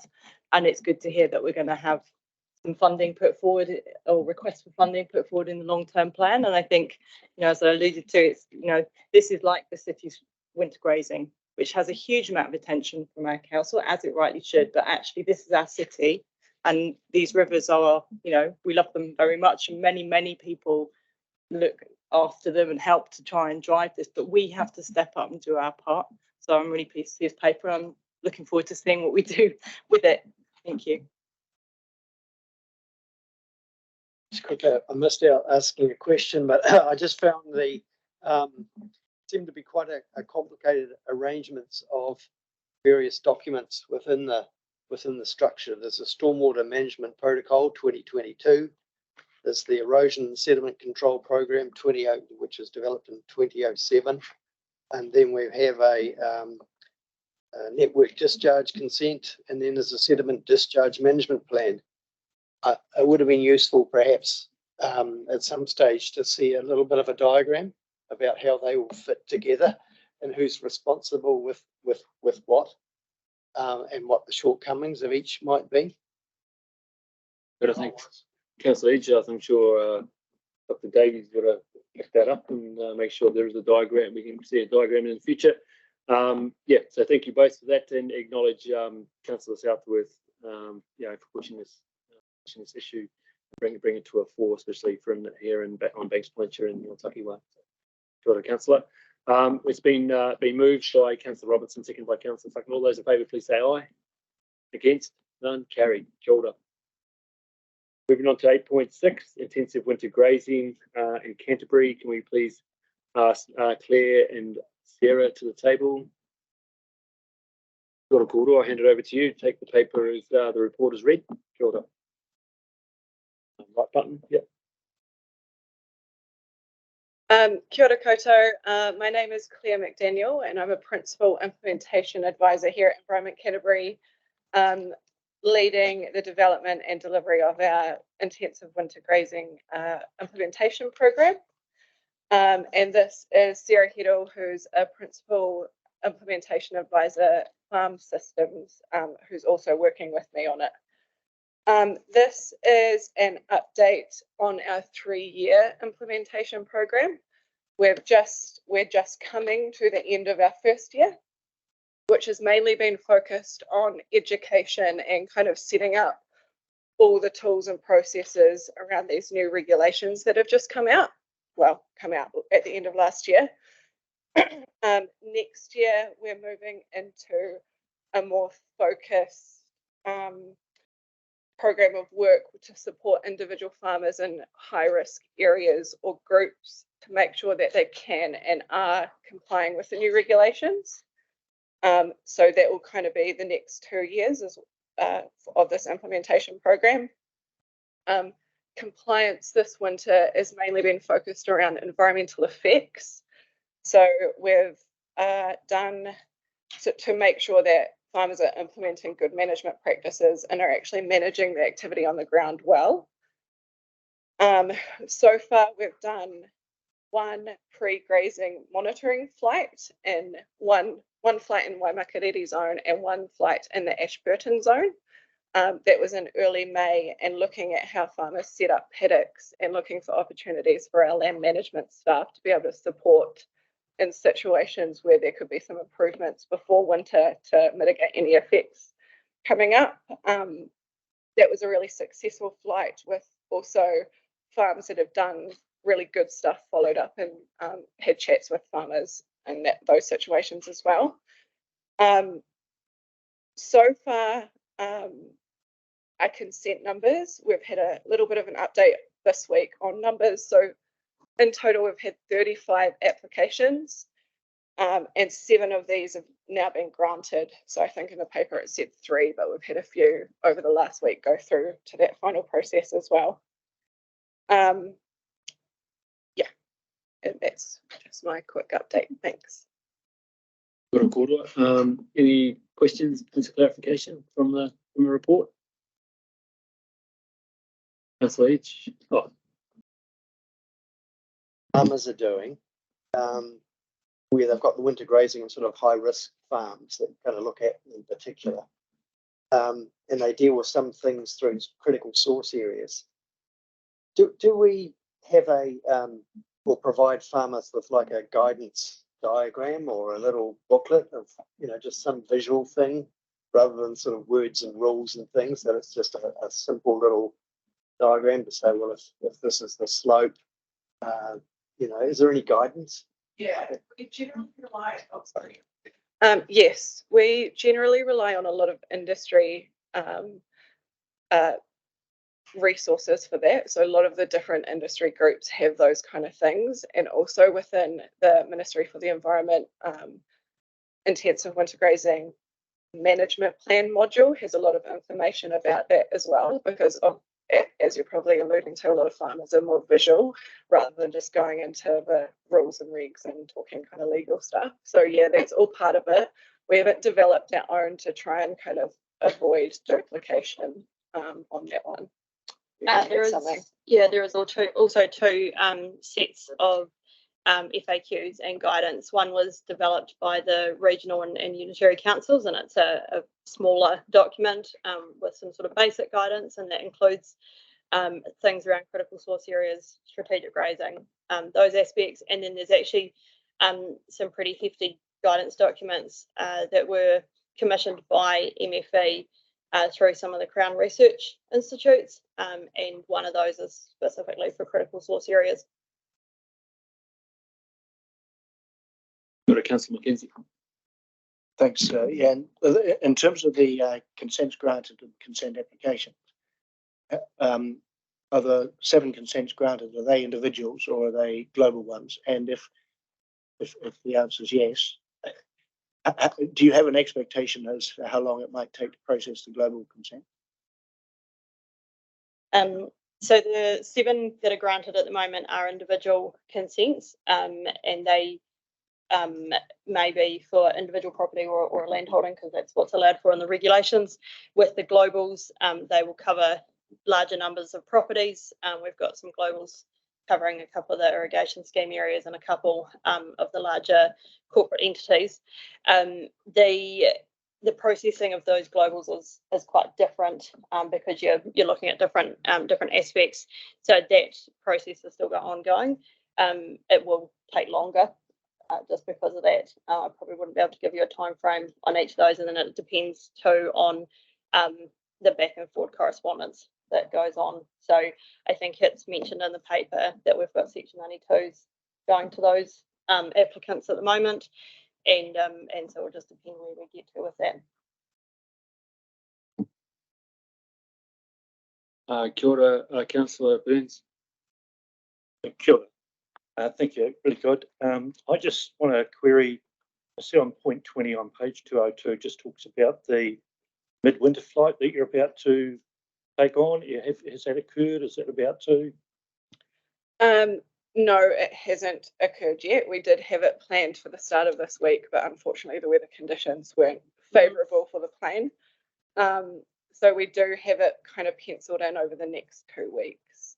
But again, it depends on availability of the plane and weather and staff. So we're hoping to line it up in the next couple of weeks. It's not really supplementary, but thank you. That's it kind of an obvious answer, so thank you. I just wanted to note the frequently asked questions is probably really appropriate for the previous paper. Not that you can speak on that, but yeah, thank you. Kia ora koroa.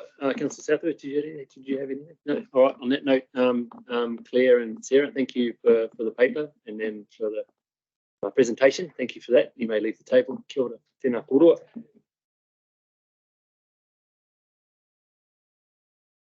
Right, firstly, I'll put the motion and then there'll be opportunity for discussion. The recommendation is on page 200. It's there in front of you that the Water and Land Committee received the update on Environment Canterbury's management of intensive winter grazing. Do I have a mover? Councillor East, seconded by Councillor Mackenzie. Any discussion? Just a quick note on page 202, item 15. There, it seems that there seem to be examples of where farmers have adjusted their practices to meet permitted activity limits, and that means there's no consent required. So, I mean, hopefully that's an encouraging situation where continuing consent processes might not be needed because people are doing the right thing. Kia ora, Councillor East, thank you for that. If there's no other comments, all those in favour say aye. Aye. Against? None. Carried. Kia ora. Kia ora whānau. The next committee meeting is on the 30th of August 2023. And now it's time to close the hui, and we have Councillor Robinson with the Karakia Whakakapi. Unuhia, anuhia, anuhia ki tu uru tapu nui. Kia watia, kia mama, te nakau, te tinana, te wairua e te ara tangata.